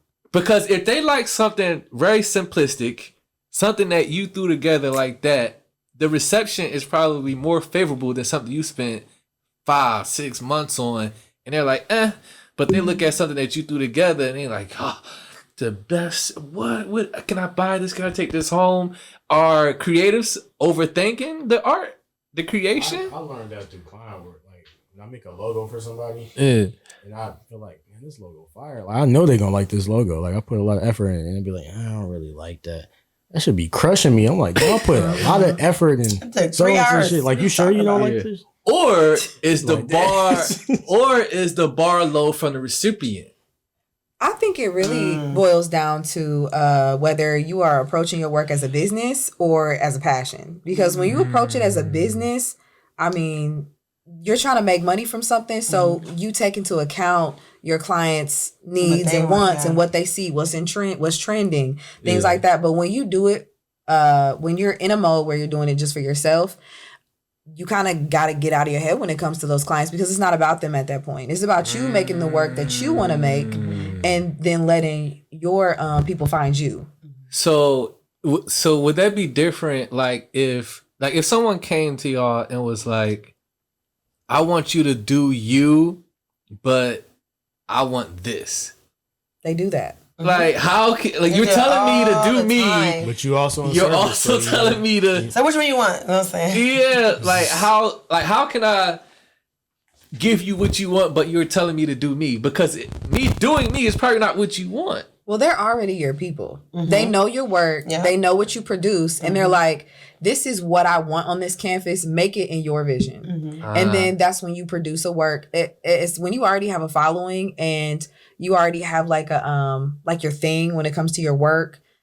They're like, I love what you do. I just want you to paint with your vision of my dog. You know what I mean? Right. So that's what that boils down to. So I'm coming to you for your vision and how you express yourself, but I want a dog. Let's think about Will, right? Okay. I want a picture of myself, but I want you to make it like yours. You already can envision what type of work he's gonna put on a canvas. Okay. It's gonna be like one of his caricatures. Yeah. You know what I mean? Like we like his work. Right. I just want you to portray it in your artistic view. Paying for. So it should be no problems because they know what to expect. They know what they pay. Does it help or hurt if a client gives you more details or less details? Like if I came to UT, right, and I was like, okay, like this is how many people is coming to the event, and they like this, and this, and that, but I want it like this. Does that help the creator, or does that you putting too many restrictions on my creation? Right. Because if I'm specific with you, or if I'm specific with you, like, yo, Tasha, I want this painting, but I want this color. I want the letters to look like this. I want the texture to look like this. Blah blah blah blah blah. Am I now limiting your creation, or am I helping? Like. I did that. Like I dealt with that recent. Like yo, what the fuck? Somebody, they like your work. Find somebody else. They keep asking for a bit. Like, could you add this to it, or you can change this? And I'm like, damn, how many revisions I'm gonna make? like you like it, but you keep asking for these different revisions. So I dealt with that recently. So that doesn't help an artist. The more direction I'm giving you, it doesn't help the artist. It's basically like what she said when she was like, it depends on like if it's business or like passion. You know what I'm saying? Like, but this is a client. You can fulfill a client, you know, whatever. I have what's called like a catering inquiry form, whatever I send out, and I'll ask like questions as far as like restrictions and like, do you have a budget? Is there something that you would like to see on the menu or something? I don't try to ask like very specific questions, so it allows me to still produce. I like to you know, like curate a menu for the experience. Okay. I like to curate the experience is what I say. So I'll ask some questions just so I can make sure I'm following restrictions or whatever price points or whatever space they're in or whatever the case may be, whatever the occasion is. But I would love some sort of like creative like freedom to be able to put together what it is that I am. Because if you're trusting in me and you're choosing me as your caterer, you know my work. You know how I work. You know I make my own menus. You know the type of food I execute. You know I'm not over here making mac and cheese and greens and like chicken wings. I'm over here making like hors d'oeuvres and dishes and like creating actual menus, you know what I'm saying, for you. So yeah, like you gotta kind of trust your artist if you're reaching out to an artist. I feel like otherwise give it yourself. Yeah. That's good. I got another topic. Anything else y'all want to add to that? Like the whole like dealing with clients and like they're directing your creativity. Like I feel like it's limiting if you're gonna. So it does limit the creation. I feel like it can be limiting, and I feel like it's up to the artist to create boundaries. And also, if you're gonna do something like that, when it comes to clients and wanting originals and things like that, create a plan. Like have something written up. Remember that this is a business. You can create something that lays out like, you know, update you every 2 weeks so they can see it. And then if stuff starts becoming too much, then at that point you can be like, well, at this point, this is not my work. This is yours. That's one thing I like how she said. You say that? What she said is my problem, like creating boundaries with the art. You know what I'm saying? Because what I do, my thing is I give them 3 mood boards to capture the feeling. Like I want it to be the logo for them. So I'll be like, here's some mood boards, here's some inspiration picks for you. Yeah. And then that's good because it kind of captures what they want right there. Like, and it makes it easier for me to make it. So it's I know what you want now. Yeah. So like it limits like the revision process. Like it prevents that. Right. Like if I capture that. Yeah. So based on what they give you, you can get it on the mark. Yeah, that's the point. And let's try it. I'm like, yeah. So I want to prevent that. Like I want you to get the logo you want, but sometimes you get people that's just kind of perfectionists, I guess. Yeah. And they want what they want. You know what I mean? What's the most? Keep on. And y'all learn like, I have to charge for revisions. Like I have to set a limit. That's what I was about to say. Yeah, like, is there a maximum amount of times that you will? I'm learning though. Y'all will revise something like what's the you like? Okay, bro. Like, is there? Maybe I'm not fit for you. The business part. Like, when do you cut it off? Like, because I'm pretty sure they already put their security deposit in, and you start to work. You gotta make it. Refund policy, like, yo, just take your money back, bro. Like, you a fucking hassle to work with. I don't need the money. There's a point where you can do that. You just cut it off. You know, if there's it's half up front. It's half up front. And then every week you can get updates, and at some point, if it's not going in a direction or it seems like it's not, and I'm not fulfilling what visually you see, or you're not respecting the process, because every painting has an ugly face. It's not going to be cute when you see it. You know, if you're not trusting me as an artist, and I feel like it's causing me too much anxiety, and I can't fulfill what I want for you, then I may take your money back. You know what? Go ahead, take your money back. This is not a good fit. Yeah, you might need another artist. You're gonna get the 0-star review, Taj. They can give me all the star reviews they want. She was tough to work with. She didn't want to revise nothing, and she had the nerve to give me the money back and tell me I'm not the artist for her. That's fine. 0 stars. Hey, you can do absolutely less for 0 stars. No, like. Facts. You can smile at somebody the wrong way and they be like, they was giving me I didn't like it.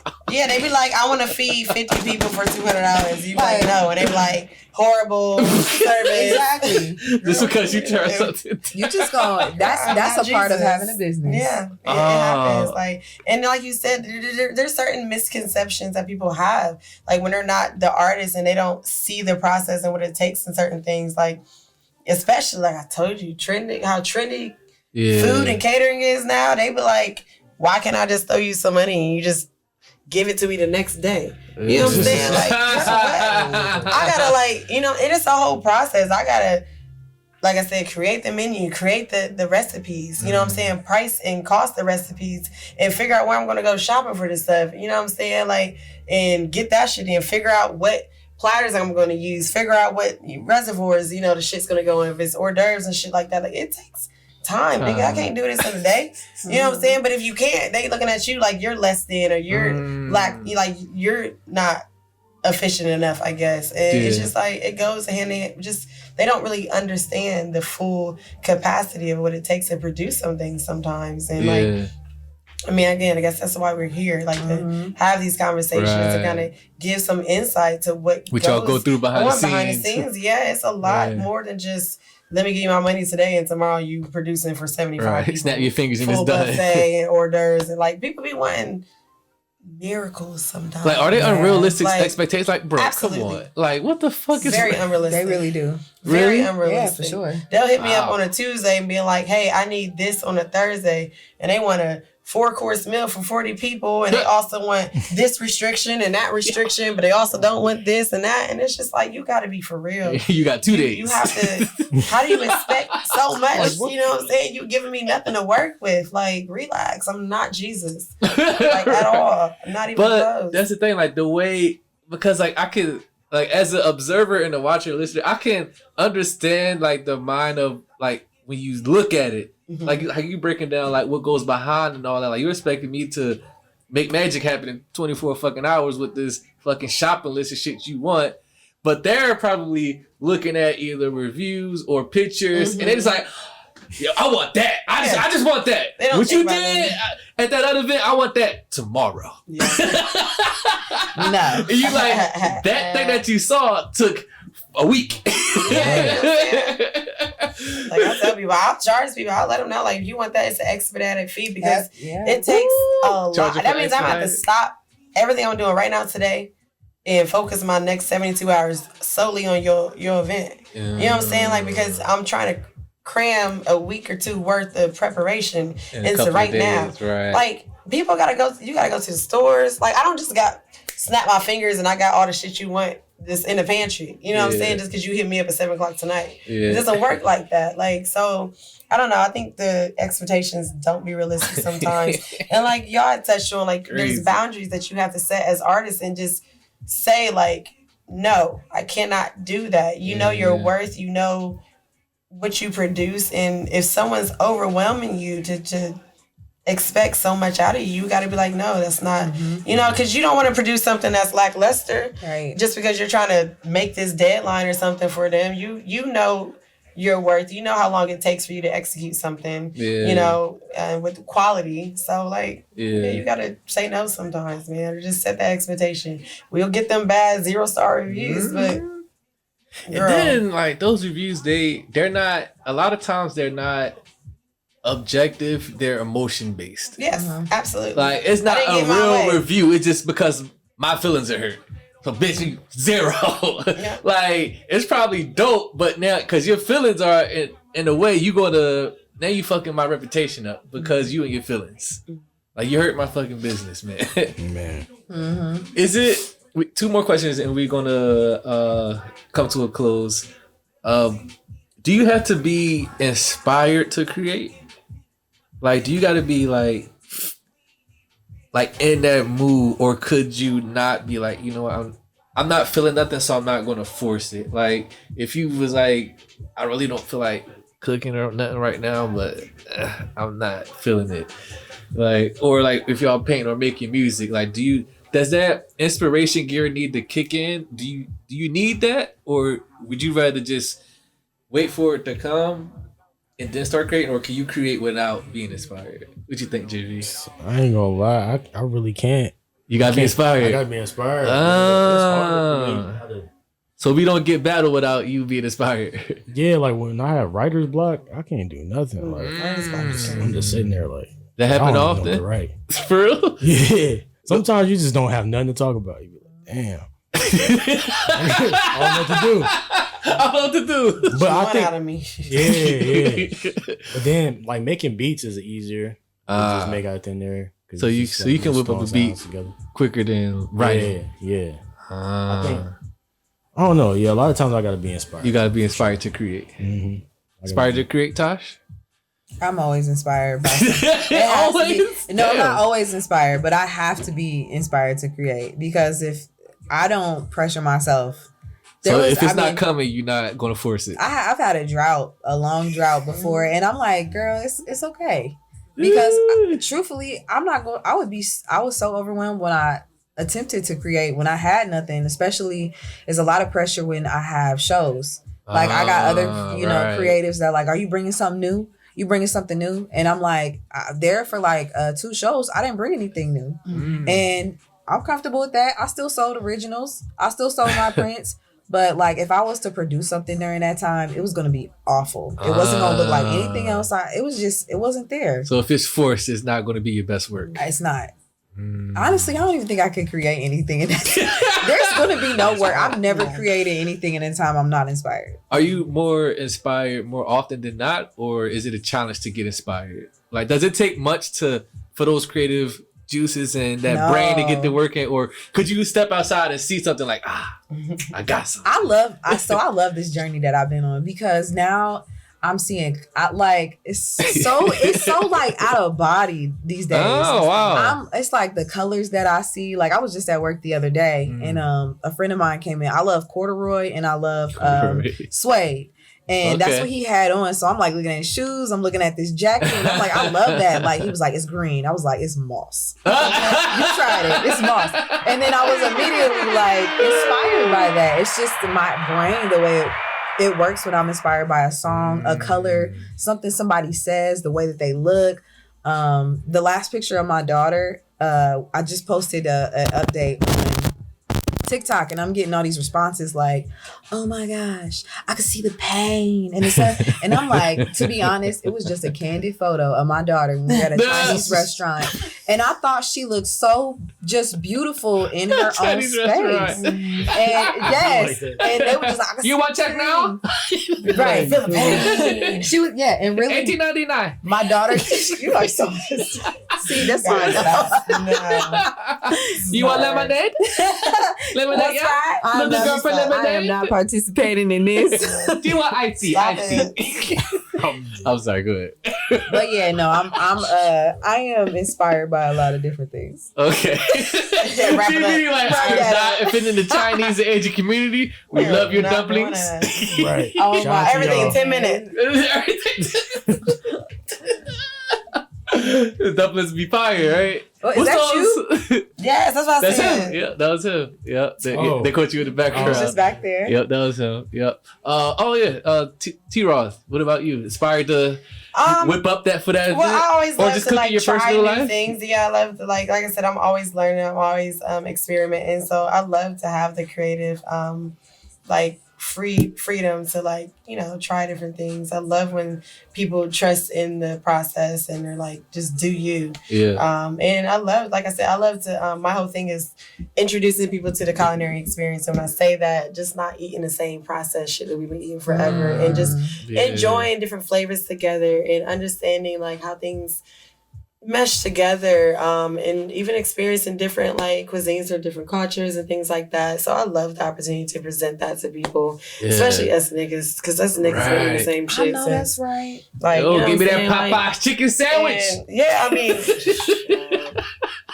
you gotta compete with the Popeye's chicken sandwich. You gotta compete with that 2 for $20 out the box. I'm sure what you make is no competition. But that's what I'm saying. Like, but we like there is so much good food out here. We can't be eating the same thing every day. It's just there's no reason for it. And a lot of what we've been conditioned to and gotten used to is just not good for us. It is breaking us down mentally. Even like, oh my goodness. So I love the opportunity to just go ahead and just put it on real quick and like showing something different. And I don't want to like scare people away. I don't ever try to do something like just way out of the box. I try to do something they're familiar with a twist or something like that. So I love the opportunity to kind of expand on that creativity. It's kind of harder. I don't get as much. I'm not like a visual or artist where it's kind of like I gotta wait until I feel that because a lot of it's fueled by everybody's hungry. Yeah, I'm getting requests. People are wanting to book for this or that or whatever. But I love and I appreciate those opportunities where I am able to just express myself fully, and just present whatever I come up with, whether it be something I watch a lot of shows, a lot of TV. I watch so much and read so much. I got culinary books, and I mean, I work with so many culinary chefs and stuff in the school and outside the school even. In the city, I work with so many chefs in the city. I've taken a step back and I've worked as like a sous chef or assistant to a lot of chefs in the city. I love to pick up what I learned and just expand on that and just offer that. I have a question because I got a question for you too. Because don't you be want to go drilling me. first? Let's jump her though. Go ahead. Clearly, I got my question. Like, go ahead. What was it? Like cooking, you look at it as an art form, right? As like creative process. But like cooking is one of those things that a lot of people look at as like a chore. So it's like a task. So like when you cooking, do you ever look at it as like a chore or a task? Or is it always like, man, I'm kind of I ain't cooking for no man. Because like when I'm painting, I never look at it as a chore. Right. I feel you. Like that. I don't. So I personally know when I'm at home cooking for myself, it's probably a chore, definitely. But for other people, no, I don't. I love the ability, even not all the time for myself. I would say that it just if it's a long day or something, it might be chore-esque. But no, I love the opportunity to just kind of like create and try different things, and just continue to master my skill. It's always an opportunity to do that. I love it. I've had friends that be like, I got you, girl, I'm about to come help you. And like verbatim, they were like, girl, you a crazy motherfucker that love this. You choose this shit every day? Right. This is what you choose to do? Like you a different type of breed. Like they'll tell me. I'm like, no, it's not that bad. Like I genuinely do love it. I enjoy it. Wow. Everything from the knife cuts to like, I mean everything, and I'm one of those people. I'll do it by the book. Like I was curious about that. Like I'll painting. Mm-hmm. Like I only look at painting as a chore as if I'm doing it as a business. Really? Like if I'm doing it for somebody and I'm getting paid. That's when you look at it as a chore. I actually wanted to paint. That's when it becomes a chore. Yeah. I was wondering, like, how is that correlated? I mean, it can, like I said, if they get too picky with like their menu or something like that. But I usually don't encourage people to give me their menu. Maybe give me a dish or two you might like to see or something you might like or something like that. So that creative freedom does kind of eliminate some of that choreism. And then like at work, like I told you, I work in a restaurant, and we have I'm going to brag on us real quick. I work at Degrees at Columbus State. We are all black. Back of the house team. Our executive chef is black. We are all black, lickety black. But we love to change. We change our menu every single semester. Nice. And we come up with specials throughout the time, just whatever we're inspired with. And we were like, hey, chef, we need this and that in. And he's so for us. He loves our creative development. And he will order in whatever it is that we need so we can make those visions come to life. And I have that opportunity a day to day to just kind of like expand on that and to throw that out there. So I appreciate my job. Like I say all the time, this is I worked there for a few years now, but this is one of the first jobs I wake up every day and I love what I do. I love going to work. I don't wake up and be like, I don't want to go to work. I can't stand it. Like, I hate it. I love to go to work and work with my people. My people are just as passionate and just as creative as I am about what they do, and they take it seriously. And just us as Black people, I love to see it. I love us to be so intentional about our work and respect it. We see a lot of these chefs or cooks that cut corners and they're in it for the check, you know what I'm saying? And they'll throw together whatever just to sell a plate and, you know, just see and be with some like-minded individuals every day that respect the arts and, you know, just to put their all in to execute the vision. You love to be in that space. So, I take advantage of that, man. And I really live in that. And I don't see it as a chore, man. Like maybe 5% of the time, like I say, when I do, it's for me, or when someone gives me a scripted menu that I have to execute. It's like one chef told me, he was like, when he's not like doing events or catering events or cooking for like private events or whatever, he says he normally eats a lot of fast food because he don't want to cook no more. He like everybody else because he made something so good that I never had in my life before. I think it was like 3-tier gnocchi or some shit. Oh yeah, like tricolor gnocchi. That's what it was called. And I was like, I'm fucking this shit up. I'm like, I'm looking at him. He like, yo, you good, bro? I'm like, what is this? He like, oh man, you never had that? Like, that's gnocchi, bro. Have you ever ate? Is what you look like. right. I was fucking that shit up. He's like, you never had that? I was like, no. And he's like, man, I don't even eat my food. Yeah. He's like, I make this shit so much. Like, he's like, yo. Especially cooking all day. At the end of the day, you don't even want to eat. Yeah. Here's my question for all y'all, because now, why? All right, you will. I tried. You did. 4 times. I tried. Here's my question. Could anyone learn to do what y'all do? Like, for example, with me, I don't do what none of y'all do. Could y'all take a complete novice, a complete beginner, and teach them how to cook, teach them art, teach them music, could you take someone who knows zero, absolutely zero about your craft and teach them how to do what you do? Is that possible? A complete novice. Never picked up a paintbrush, never picked up a fucking spoon, never even turned the flame on. Never pushed record on an audio interface, never spoken to a microphone, never learned how to project rhymes, how to put a beat together, how to make a logo. Could you take a person off the street? If I took 3 of y'all, like, yo, we just gonna find a random person. Could y'all teach them to do what y'all do? You think that's possible? I'm interested in y'all. Let's go! Somebody start. Let's go! Let's cook, baby! Baby, rolling the brim, look. He's like, shit. Who want to take it first? What you think, JV? A complete novice off the like street. People can do whatever they. Yeah. No, that was the question. I really do. You think you could teach someone to do that? Complete like novice. As far as like rapping and stuff. Yeah, I like think somebody can learn how to. Really? Yeah. Counting bars, like you could teach them what a 16 is. A couplet. This is how you set up a punchline. This is a metaphor. This is a whatever. You could teach them all that. You know what's a cheat code to learning any skill? What's that? Like mimicking other people. Mm-hmm. Super cheat code. Mimicking. Listen though, it gives you the basis, the idea of like, oh, that's the patterns and a scheme. The scheme of doing things, and then if you mimic enough people, you understand. Oh, this is what they're doing, and now you can tinker and like make your own. You'll feel more confident tinker. That's how I learned how to rap. I'm gonna rap like Lil Wayne until I master his style. So you mimic I'm Wayne. gonna rap like J. Cole until I master his style. So you started off mimicking. Yeah, that's how you learn how to rap. That's how I learned.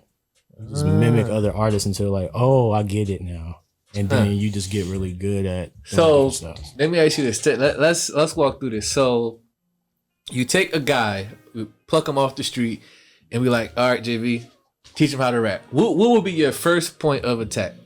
You would teach him what first? First step is I'm gonna teach you this. This is the first step of like so you can lay down a verse. What's the first thing you're teaching him? First thing I'm teaching him? Yep. He wants to learn how to a verse, and he wants to write it and record it. What's the first thing you teaching him? A 16. Verse. Yep. Ooh. See? And this is what I'm saying. This is why people look at y'all as superheroes. That's why they think y'all can whip up a fucking platter for 28 people. Mimicking is like the easiest way to 12 hours. Mimicking is the easiest way to learn. Would you tell him to watch you do it? Would you like, yo, watch how I do it, then you try? Like, how would you, like, you can't, see? That's tough, because I think I already was a natural writer, so it's kind of weird. My point.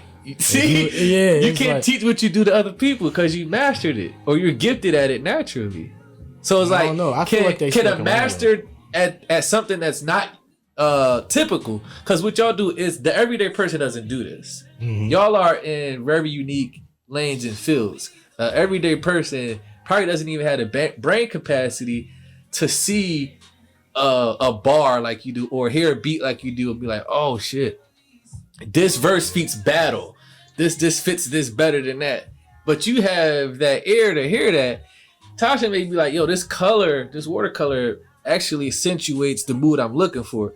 The average person, like, I just like the color red. And the average person, like, yo, I just like fried chicken. You know, can I teach me how to make fucking fried chicken? Like, that's it? You just want to learn how to make fried chicken? Who don't know how to make fried chicken? But I don't. Like, man, get out of my kitchen. Like, people look at y'all like superheroes, and then you like, I can't teach you because it's basic to me. Mm-hmm. Yeah. Could you really teach that though? Like something that's so basic and easy for you to do. Could we just pluck somebody off the street and be like, all right, I can get you there. There's certain things that they would have to know how to do prior. Mm-hmm. Like they gotta have a good some writer first. So they gotta be good at a base level skill at something. Mm-hmm. Yeah. Okay. Like break it down. Mm-hmm. So if they're naturally good, if they excelled in English class, you got them. Yeah. Now we get somewhere. I feel like you gotta approach it the way schools teach you. Like, you know what I'm saying? Like if you go into like mechanic school, they probably focus on the suspension aspects of the engine bay first, and then we go into like other before parts you get into the whole facts. like, okay, piece by piece. So that's how you approach it. Yeah, because there's different components to a song that requires skill, like singing. Like it don't matter how good of a writer you are, if you can't, like if you don't got good tonality or hear pitches well, you might have to go learn pitch. You have to like train your ears. Don't they got auto tune for that now? Right, I'm about to say, turn me up for the auto tune. Right. They be all the way up here and they go down. That's really I think I kind of got like a cheat in that, obviously, because I work in a culinary school. That's what I do, and I teach people to do this. But complete beginners though, because they're there very to learn novice. that. We have a lot of, we call them green. We got a lot of green people that come in, ain't never cooked nothing, been in the kitchen, did whatever. And we have, students that come in all ages. We got people that are 30s, 40s, fresh out of high school, whatever. But it has to be a desire to want to learn and to actually put aside like your pre-notion, like whatever you may have already thought or whatever. You have to truly like start from scrap and actually be willing to learn. And if the more that you're willing to actually learn and set aside what you already know, the better the product I feel like it produces. But that's just, like you said, the basics. You can teach someone the basics as much as you want. As far as they take it, like to where I'm at, like you have to Can they get to y'all level? You know what I'm saying? Like, you gotta love mastery. it. You gotta be passionate about it. You gotta respect the art. You have to like want it. You know what I'm saying? You have to, when I say respect it, you can't like shortcut shit. You have to really like understand some of the processes, and you have to really know them, you know what I'm saying? And want to produce the best outcome. You can't want to shortcut and be like, I just want to do this. So like, yeah, you can teach someone, but that person has to be willing to learn. That person has to want the same desire and same passion to be, the same as you or whatever. Otherwise, they can learn what this cut is, how to fabricate this chicken and how to make a stock. Like, that's cool. You know what I'm saying? But they ain't going to be able to like curate menus off of the drop of a dime, you know what I'm saying? Or know how to adapt, you know what I'm saying, in a moment, or just there's so many different things and that we do in a day-to-day. Like when I was in school, I went to culinary school, and I worked in the field alongside it, just so I can kind of get familiarized myself and understand what it took to do a lot of this shit. And even just reading it from the book and doing it in culinary school wasn't enough for me. I had to be out there in the field and understand it and see what it took to get my hands in it, and like I said, how to adjust and adapt in certain situations, how to take initiative when you need to. So all of that is just desire. Like I had to want that. I had to want to develop and want to continue to grow and build on that. Not just what I learned in culinary school. So that makes sense. You have to have some sort of initiative or passion to be able to take it to the next level for sure. That makes complete sense. What you think, Tasha? Can you teach someone, a complete novice, beginner? You put a canvas in front of them, a paintbrush in their hand, and you can get those to make a complete painting from beginning to finish. We pluck a random person off the street, we hand them over to you like, here you go, Tasha, teach them. They all yours. You can do it. Do you think you can do it? Well, first of all, nobody wants me to be their teacher. No, shit, damn! I am awful. I am Jesus. like, you put that thing right there, and I don't know none of the names or anything. This thing go there, that thing go there. But if we're talking about, complete nobody. I feel like anybody can be taught any skill. Really? But you can't. I'm probably the only one that don't think. You can't teach passion. Like, and I feel like that's what difference. I'm thinking. Like, you can't teach somebody to have a passion. That's what sets people apart from others. You know what I mean? Like, oh yeah, maybe I can make some fried chicken at home. But is my fried chicken gonna have like organic, unrefined flour, or fresh herbs in it? You know what I'm saying? I can get you what you want. It's gonna be fried chicken on that plate, but it's gonna taste like her fried chicken. You know what I mean? It's a difference when you have a passion for your art. You produce different product. You just have different product. But I want a painting like Tasha's though. I want that. I want this stick figure. I want that. Well, then you gonna get that stick figure. I'll show you. It's gonna look just like mine too. With that right here and do that over there. Visually, it's gonna look like mine, but the heart and the soul is not gonna be in that painting. So you say yes, you could take a complete novice. You say yes. I'll say yes. And you like, if you got a passion, yeah. I think I can teach them. Yes. If you So- want to be cut so and all dry, yeses. yes, you can show them. You can teach someone how to paint. Okay. You can show them how to like make a line. You can show them how to blend watercolor. Yes, you can. But if they don't have a passion for it, it's not gonna go anywhere. Mm-hmm. Fuck. Yeah. And I've seen people in the program, like with me in the culinary program, there's people that, like you said, they ain't got a passion for it. We lay out the same shit for this person as we did as this person. Yeah. And like I said, some of these people, when I say green, like they ain't been in the kitchen. We be like, go get a whatever. And they be like, a grater. They be like, what is that?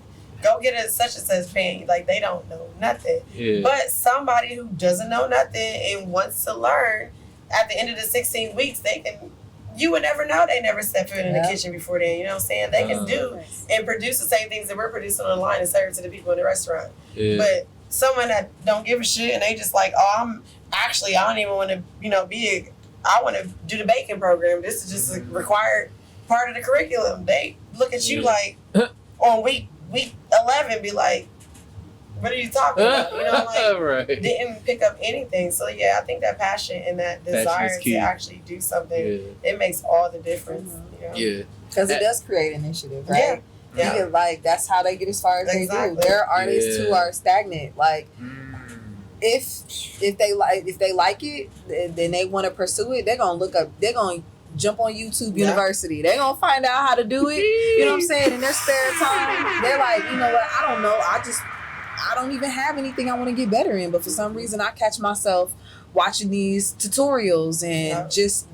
You know, when you have a passion for something, somehow, some way, it ends up in your daily. Whether you're thinking about it, whether you are researching something, whether somebody says something that just reminds you of something you want to do, like it's just in you, and that's something you can't teach. Yeah, this is the last question. We're gonna go to break, and we're gonna come back and wrap it up with closing statements and all that. Was there a point for each of y'all where y'all felt like I arrived? Like I feel completely confident in my art now. Like I'll put the work in. I feel like it's up to standard. I feel confident in this work. You know what? Time to present.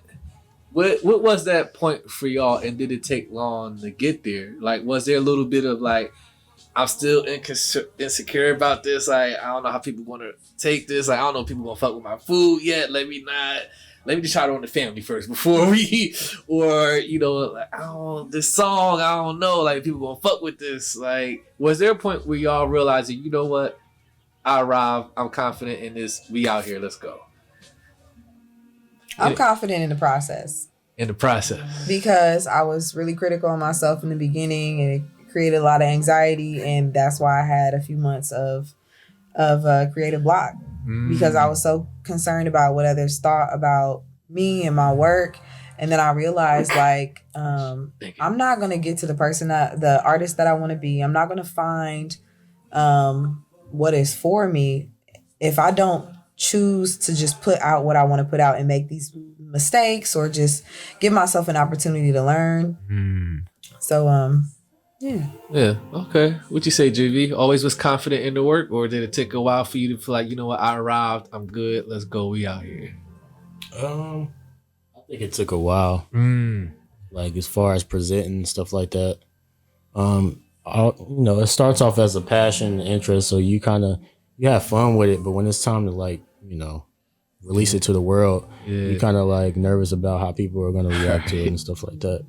But over time, as you become confident in your work, you get more confident with showing it to people. And you can live with, like, I'm proud of what I did, no matter what the reception is. Because not everybody gonna fuck with it. Yeah. Right. You just, over time of you building a skill, you're like, I know what I can do. Yeah. And, like, I don't care what how people feel about it. I do, but I don't. You know what I'm saying? Yeah. Like, I want people to feel good about it, but also I feel good about it, so that's all that matters. Do you get the same reception, because you do all three? You do graphic design, you do paintings, and you do music, and you also produce. Do you get different receptions from all three?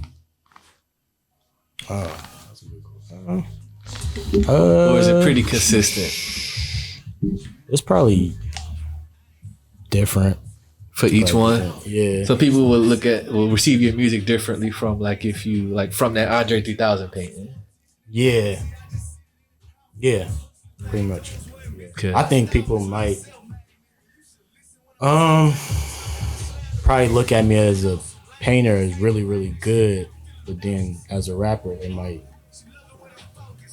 It's like, yeah. Like he just does music too. Is there a preference where you'd rather be known as? Like, that's Javxn Wright, the insert whatever thing here. Is there a preference like I want to be known for that? Nah. I like too much stuff. You know what I'm saying? Like, I don't know.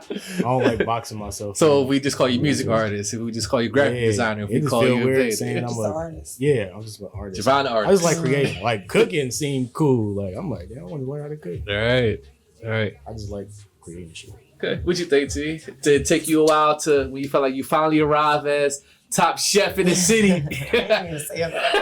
I would start the conversation. Say that. Yeah, top chef in the city right here. Period. Like I think it's just kind of like you kind of feel confident in like what you have to offer and what you produce versus everyone else. I mean, it's not like competition, but you find your niche and you find your space.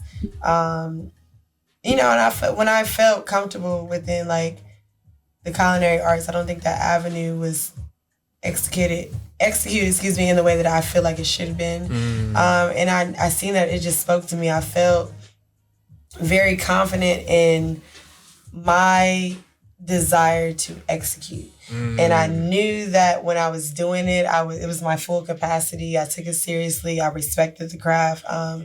You know what I'm saying? And like, there wasn't no shortcoming, no shortcuts or whatever. And I felt confident in what I had to offer. I went to school for it. I took the initiative and I like took the time to really like learn. And like, I was a novice in the beginning and, you know what I'm saying? I got in there. But when I started to see that people are depending on me and people are respecting my opinion in the kitchen and, they feel my absence in the kitchen if I'm not there.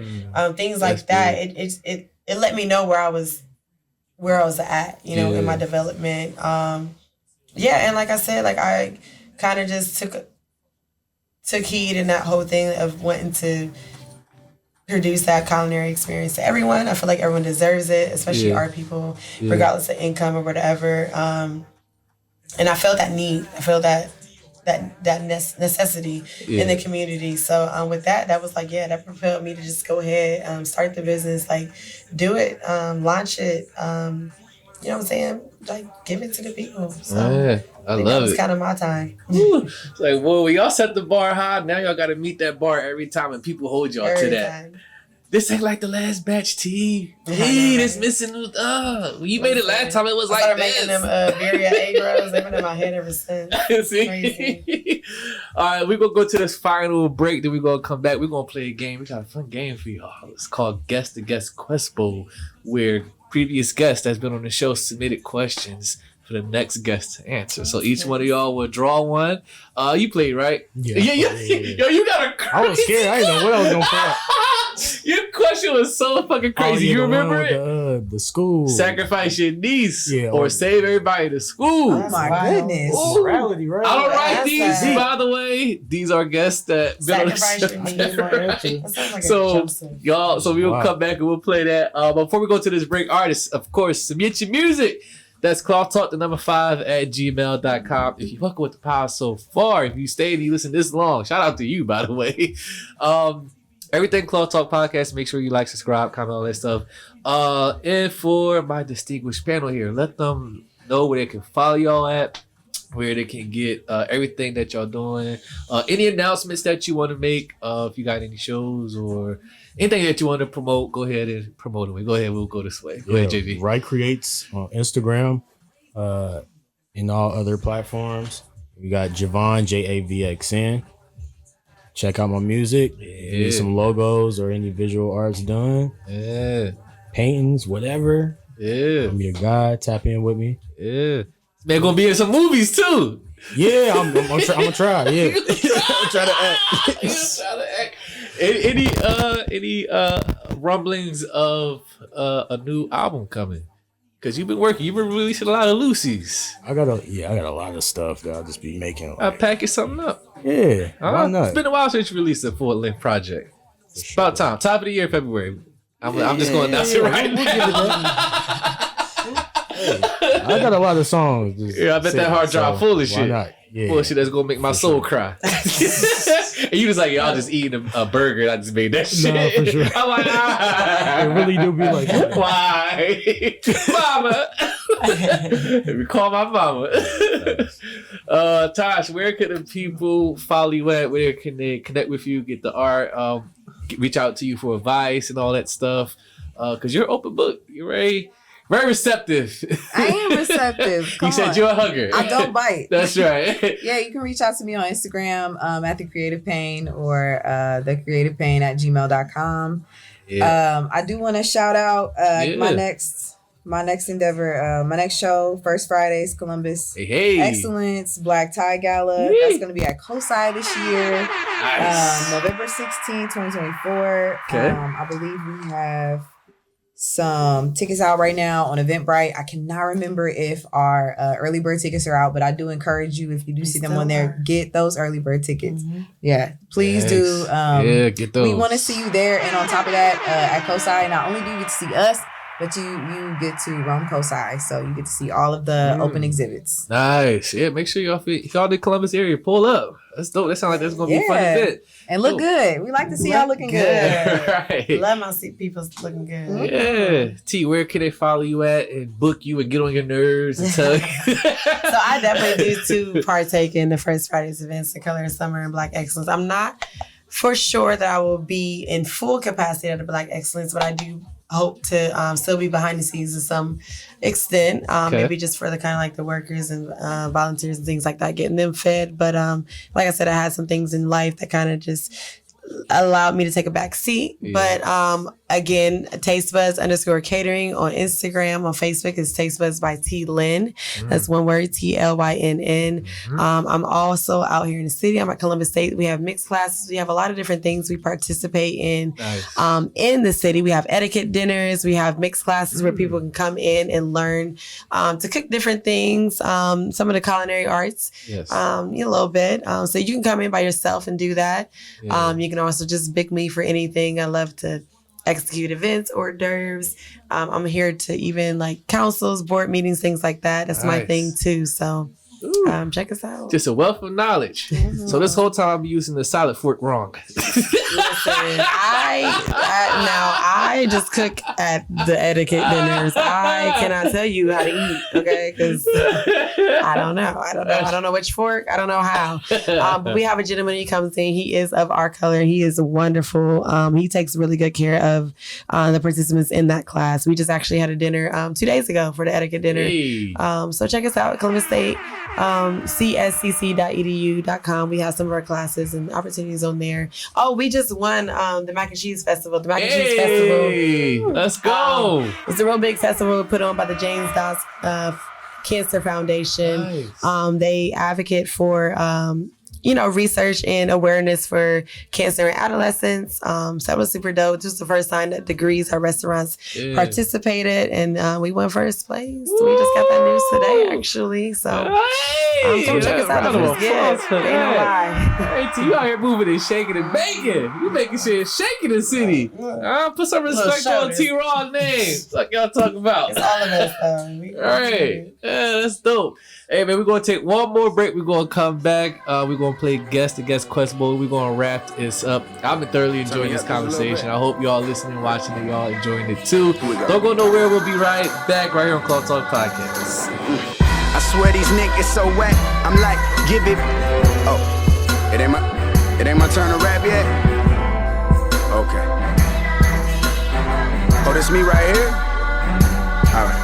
Look, somebody told him, get off my scrotum, get off the podium, that whack shit is over, bruh. And to my last bitch, I'm over, yeah. I'm probably lying, but fuck it, I'm pulling this Lotus up, sipping from Oprah's cup, hoping to catch a buzz. We knocking doors down, who knows if they shall open up. My only goal is just to overcome. We black on, hallelujah, Rosa rode the bus. They teaching babies how to hold the guns. You molding ladies, you be crazy not to mold your sons. You love my last shit, what? Baby, it's more to come. You want that ass hit, what? Baby, I'm more than come. I'm Mrs. Newton's second child, who you is. Can't win them all, but I'm always in it like Duke is. To get here, nigga, I had to clip the loose ends. Buy all my haters a new Benz as soon as I get my new ends, yeah. And I'm macho, just like that.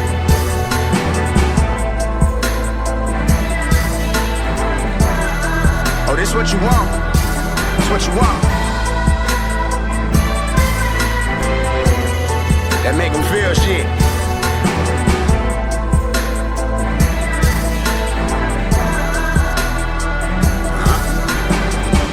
They let a judge a nigga for shortcomings. I took my past life, put a flow to it, got art from it. In the fast life, you hear the sirens and get your heart jumping. I turn my back on the white. It ain't easy, but Martin done it, so watch me run it. I got Chubb on the drums, baby. Any track gotta snap on. Might just be in my mind, but that shit gon' get me on. Tell your boyfriend play it cool, that shit gon' get him gone. I told Merc, don't lose your mind. It's only time before I get it on. It's only time before I get it on. That kind of talk means I know it's gonna happen. Just not quite sure when. It's coming up. All right, we back right here on Cloth Talk Podcast. We are coming to a close, ladies and gentlemen. Thank you for listening and watching out there. If you're still here with us, shout out to you. All right, we're gonna wrap this up with a segment called Guest to Guest Quest Bowl. Shout out to FDZ Graffiti. When she was on here, she helped me title the name of this segment. She was the first to play it. So what this is, I'll explain to y'all. We'll play. JV has the privilege of playing this when he came on and was thoroughly traumatized. Do you want to explain the rules or should I? Do you remember? You can explain it. Okay. I'm trying to. Yeah. You want to play again, do you? I mean, I'll play.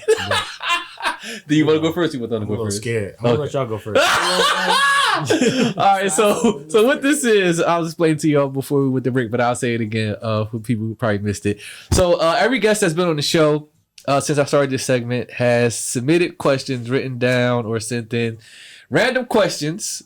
People who sat in that seat or that seat for the next guest to answer. Now, fair warning you, just like I fair warned him when he was on here for the first time. There's no skipping. You can't say I don't want to answer that. Oh, you can't put it back. There's all types of questions in this bitch. Okay, there's dark questions. There's sexual questions. There's personal questions. There's you can get anything there, but there's also safe questions. So you might get lucky and get some shit like I don't know, like this cereal or that cereal. You're like, whew, thank God. Pops all day. Let's kill off. Right. So Javon has elected to not go first. So between T and Tasha, do y'all want to flip a coin or do y'all just, I'll volunteer to go first? How y'all want to do this?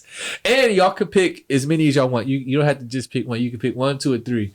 But I'll say this. Are we all picking the same number if we pick 1, 2, so if we do this right now, if we agree on a number that each one will pick, we can agree on that. So if y'all just say, yo, we'll all pick 1, we'll all pick 1. But if y'all like, you know what, fuck it, let's go for 3 or 2. So, but y'all all have to agree. Which y'all think is a good number to draw? I think so too. You like 2? I like 2. What you think, dude? 2? You cool with 2? 2, yeah. All right, so the panel has agreed. Everybody's going to draw 2 questions. All right, so between Tasha and T, because Jay's like, y'all, it's all no. I went through it before. Yeah. Stick with 2. Go stick with. The Sag in me wants to go first. I'm excited. You want this first? I want to go first. God damn it, Tasha. All right, here you go. You're Sagittarius? Yeah, where are you? Listen, I'm a Cancer, but all my rising and my moon is Sagittarius. That's right. Do you get along well? What's that? Do you get along well? Yeah, my best friend is a Sag. See? Oh, see? I knew we was clicking. Tasha, don't look. No, you see? Shuffle. Look. Keep out of here. This is don't interesting. Cheat. There's a lot in here. Like, how many people have you had on this podcast? We're talking over 100 episodes. It's a lot. Okay. So let me do a play-by-play. Do you recycle them or like? No, they just go on the bowl. They just say, yeah. Read out loud and answer honestly. Oh, she got a good one. Look at that. 3 things you aspire to do. She got a safe one. Look Yay. at that. Look at that. Okay, so 3 things you aspire to do. Good question.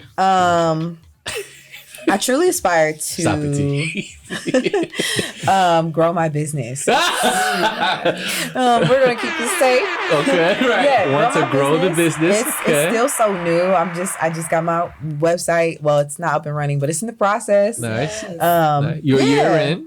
A year in. Yep. Okay. So that's number 1. The business keep growing. Okay. Dang, number 2. Number 2. Things you aspire to do. Mine's gonna be boring. I aspire to continue to be a great mother. Shout out to my mom. That's not boring at all. I love being a mom. I'm not gonna lie. I enjoy it wholeheartedly. Very nice. And number 3. Yes. I aspire to be on TV. Like, I'm not gonna lie. I would love to be on TV. Doing something somewhere that's like impacting a lot of people in a good way. I like it. I've always wanted to do that since I was little. So all right.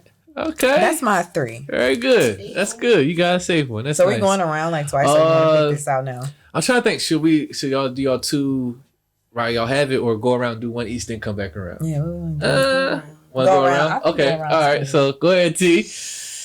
Don't look. There we go. Give it a nice shuffle. Shuffle them around first. All right. So she got one. Go ahead and read out. Loyalty or respect? Ooh. It's like the what's that show? Drink Champs. Yes. Drink Champs. Loyalty or that question. respect? Respect. Respect all day for you. Break it down for us. Why? Why do you choose respect over loyalty? Because I mean, like the people that's gonna be loyal, they're gonna be loyal. But I expect respect out of everybody. Please. I mean, if you want it out of me. Okay. So I'm gonna definitely go respect over loyalty all day. Okay. Loyalty, when it comes, is prized and it's appreciated. But I'm gonna need my respect. Right. Actually, keep yours. All 3 of them. So that way we don't pick them again. Damn. Keep it. Which one was that white one? you remember yours? You said it was that white one. Fuck. They are white. Damn it. Fuck, if you get it, you get it. Shuffle it good. All right. Give it a good shuffle. White one with the lines. Right, so go white. Shuffle it good, JV. With a safe one. You want a safe one this time? You got some traumatized ones last time. Right. All right. Yeah, here we go. All right, here we go. JV's up. He got his first one. Read out loud and answer honestly.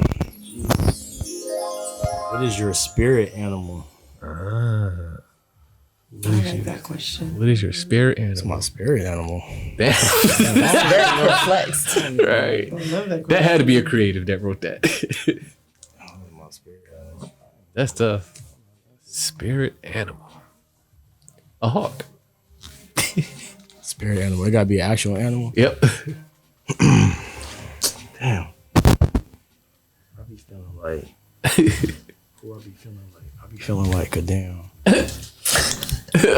Stop. You be feeling like. Stop it. I be feeling like, damn. What you be feeling like?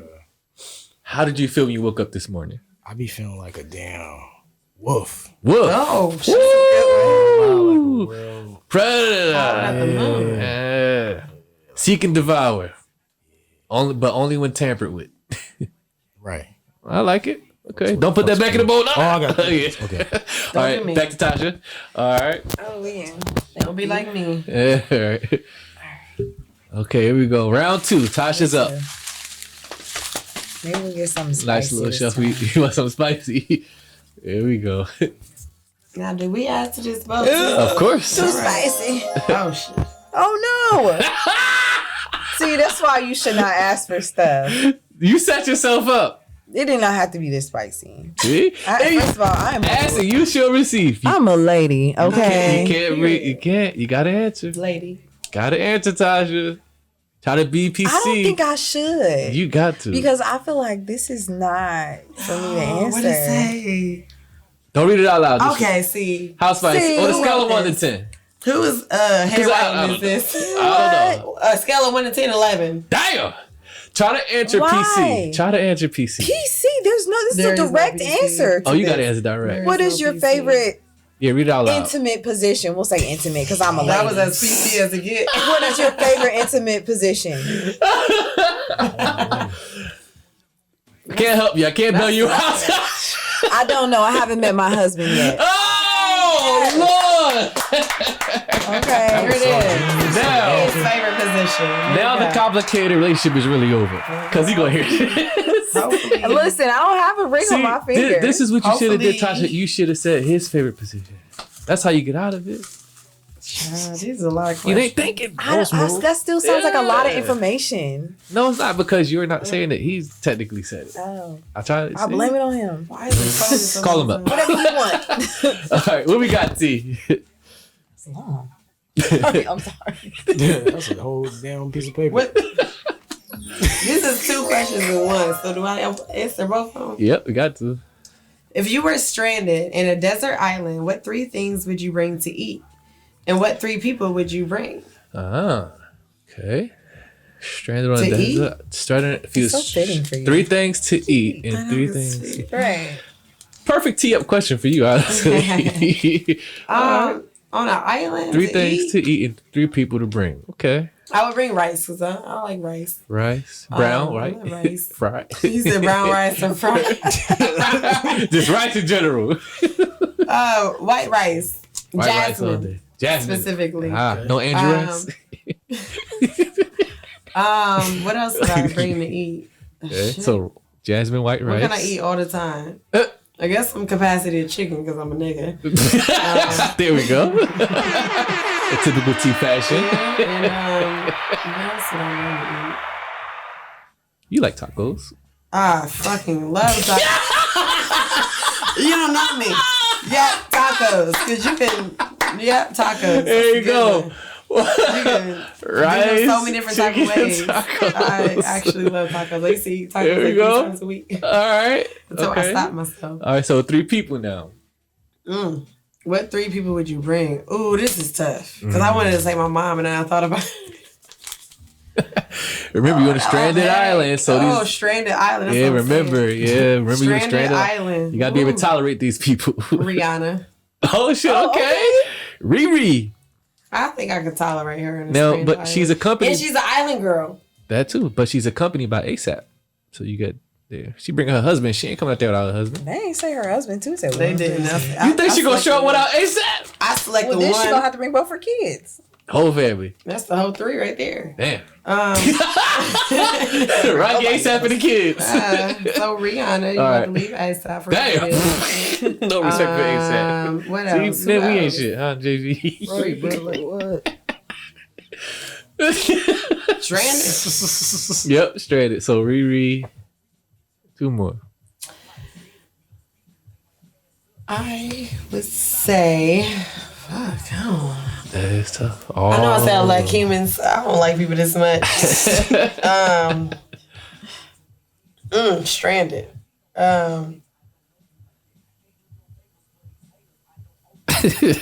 That sounds horrible. I'm stranded with people. That's bad. What if they Maybe die? like, Damn, Jesus, stop yeah, it. like So stranded horrible. is tough. Yeah, they could. die. Stranded is, I don't know how long that lasts. Huh? I even want to say my best friend, but girl. Now she gonna hear this and be like, for Stop real. it. Okay, so This I'm is gonna be where stranded with y'all my lose best friend followers. Tequila. That's my sister, Okay. my dog. Very nice. And I think we can level each other's minds out. Okay. And the last person, people, so not a pet, right? Right. No pay Would person. definitely be my dog.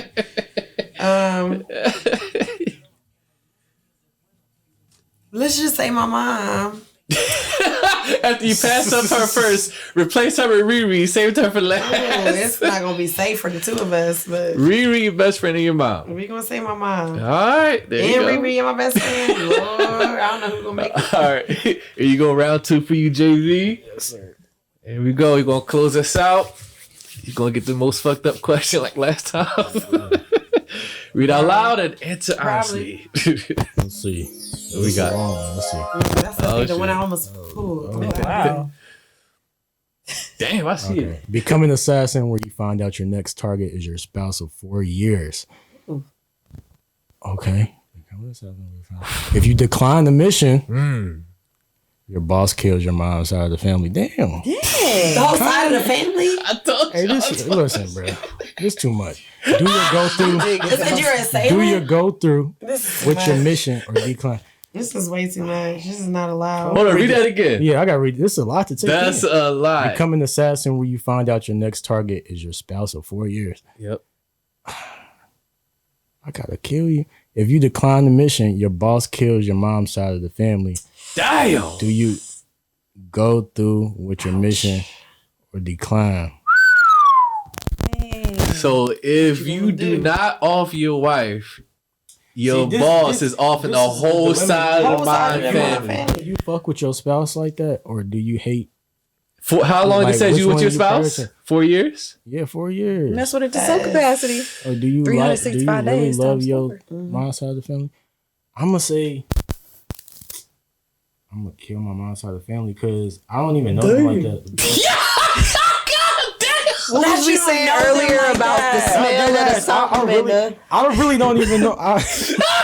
You know what? I don't even think I got family on my I mom's was not side. expecting that out of you, JB. No, I'm not saying that. I thought he was better than that. I don't know him. Does that include your mom though? No. I was not. Yes. Do it do? Yes. Oh no. I'm not killing my mom. I love my mom. mom. I'm not killing my mom. Dang. So you killing the spouse? Well, hold on. So mom's side of the family. Oh yeah, the family.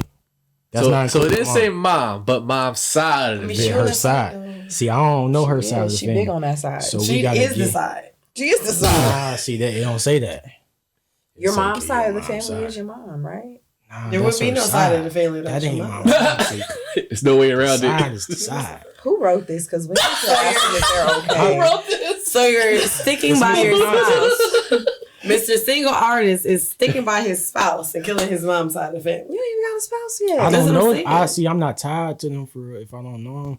Then like, is it family or not? I see. So Spouse, you're like, I'm tapped in. You're 4 right. That's years your locked one in. on one. Y'all one in the same. so you're looking at it like I may not be close to everyone in my mom's side of the family, Yeah, but you know I'm what close to my wife for 4 years. Right, we they're made a not commitment. blood. It didn't say Right. wife. Spouse. It's his spouse. Is that me and your wife? Yeah. Spouse, wife. And not girlfriend or a bop.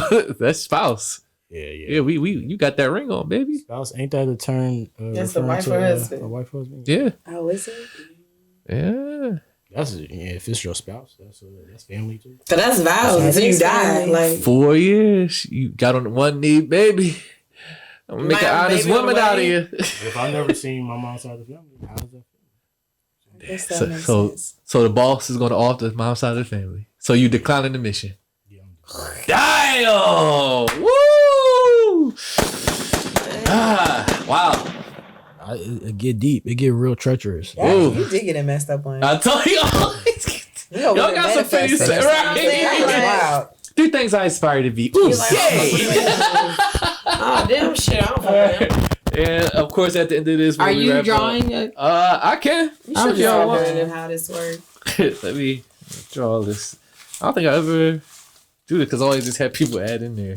See the fuck y'all be writing while y'all on my fucking show. Fucking hooligans.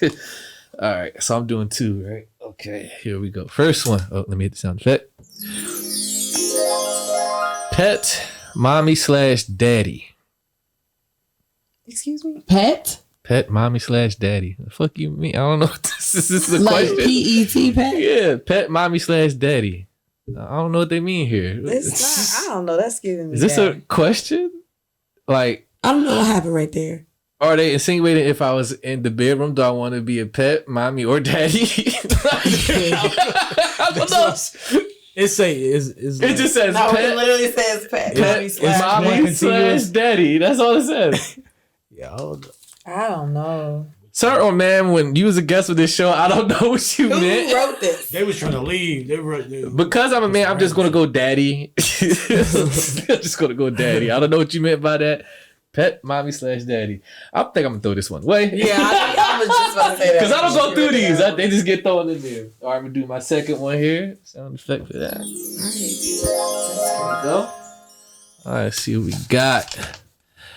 What do you regret in life? That's a big one.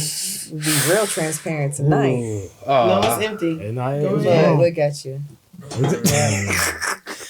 Now you grabbed the Crown Royal Vanilla, everybody, huh? Yeah. Brought to you by Tasha. That's right. Shout out to Tasha for The this. late one. That's right. Woo, what is your biggest or what is one regret? Or what do you regret in life? Okay. Damn. I gotta grab the broom. Yeah. It's rolling. What do I regret in Is you life? rolling?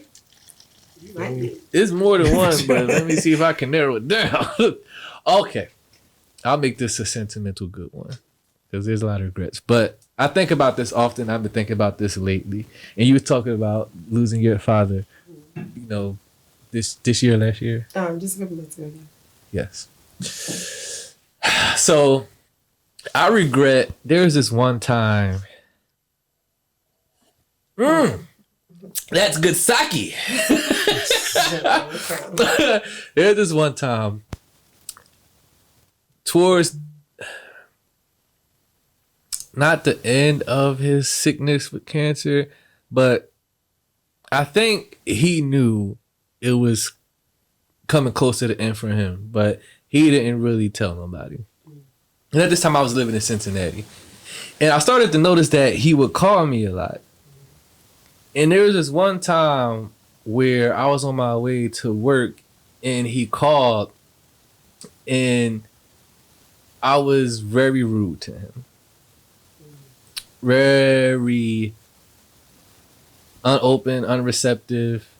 And he just kept saying, son, I love you. I love you. What you doing? I love you.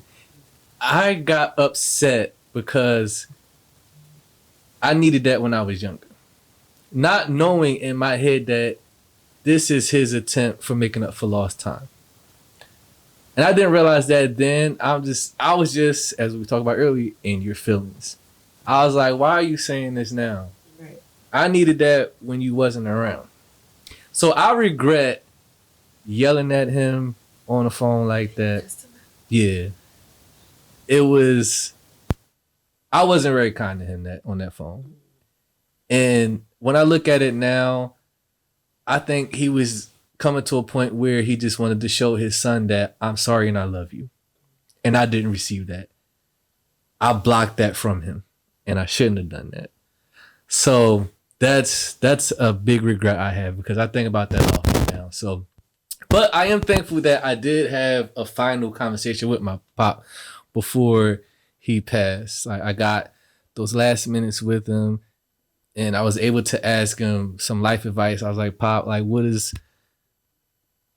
some life advice that you would give me? And he just told me 2 simple words, no long spiel, no presentation. He just said, enjoy it. That was it. So I'm glad I got that moment with him before he transitioned on. But yeah, I regret that moment where he tried to express love and a connection with his son and I completely shut that down. I regret that. So yeah. God damn you guess. Yes, but I am pet daddy. All right. Final question. We're going to get out of here. We're going to wrap this up. What is the biggest misconception about all 3 of you? What is the biggest misconception about you, JV, that people assume about you or think about you, but they get wrong all the time? Biggest misconception about Javxn Wright. I'll get time to think. I think sometimes like people be saying I look like intimidating, like or mean, but I'm really like soft as hell. Right. They think you're unapproachable and just like kind of like a Cancer. I ain't gonna lie. My personality, but I'm an Aries, but like I kind of like act like a very approachable, friendly, and open. Yeah. Okay, that's a good one. Tasha, what's the biggest misconception about you? Probably the same. I've heard a lot think you're that unapproachable? I'm very intimidating. I promise you, it's just my face. Like I'm not feeling that. The way resting on the bitch inside. face. I don't know what it is. I'm not unapproachable. Yeah. I'm very kind. I'm really open. I love to help people. I really just.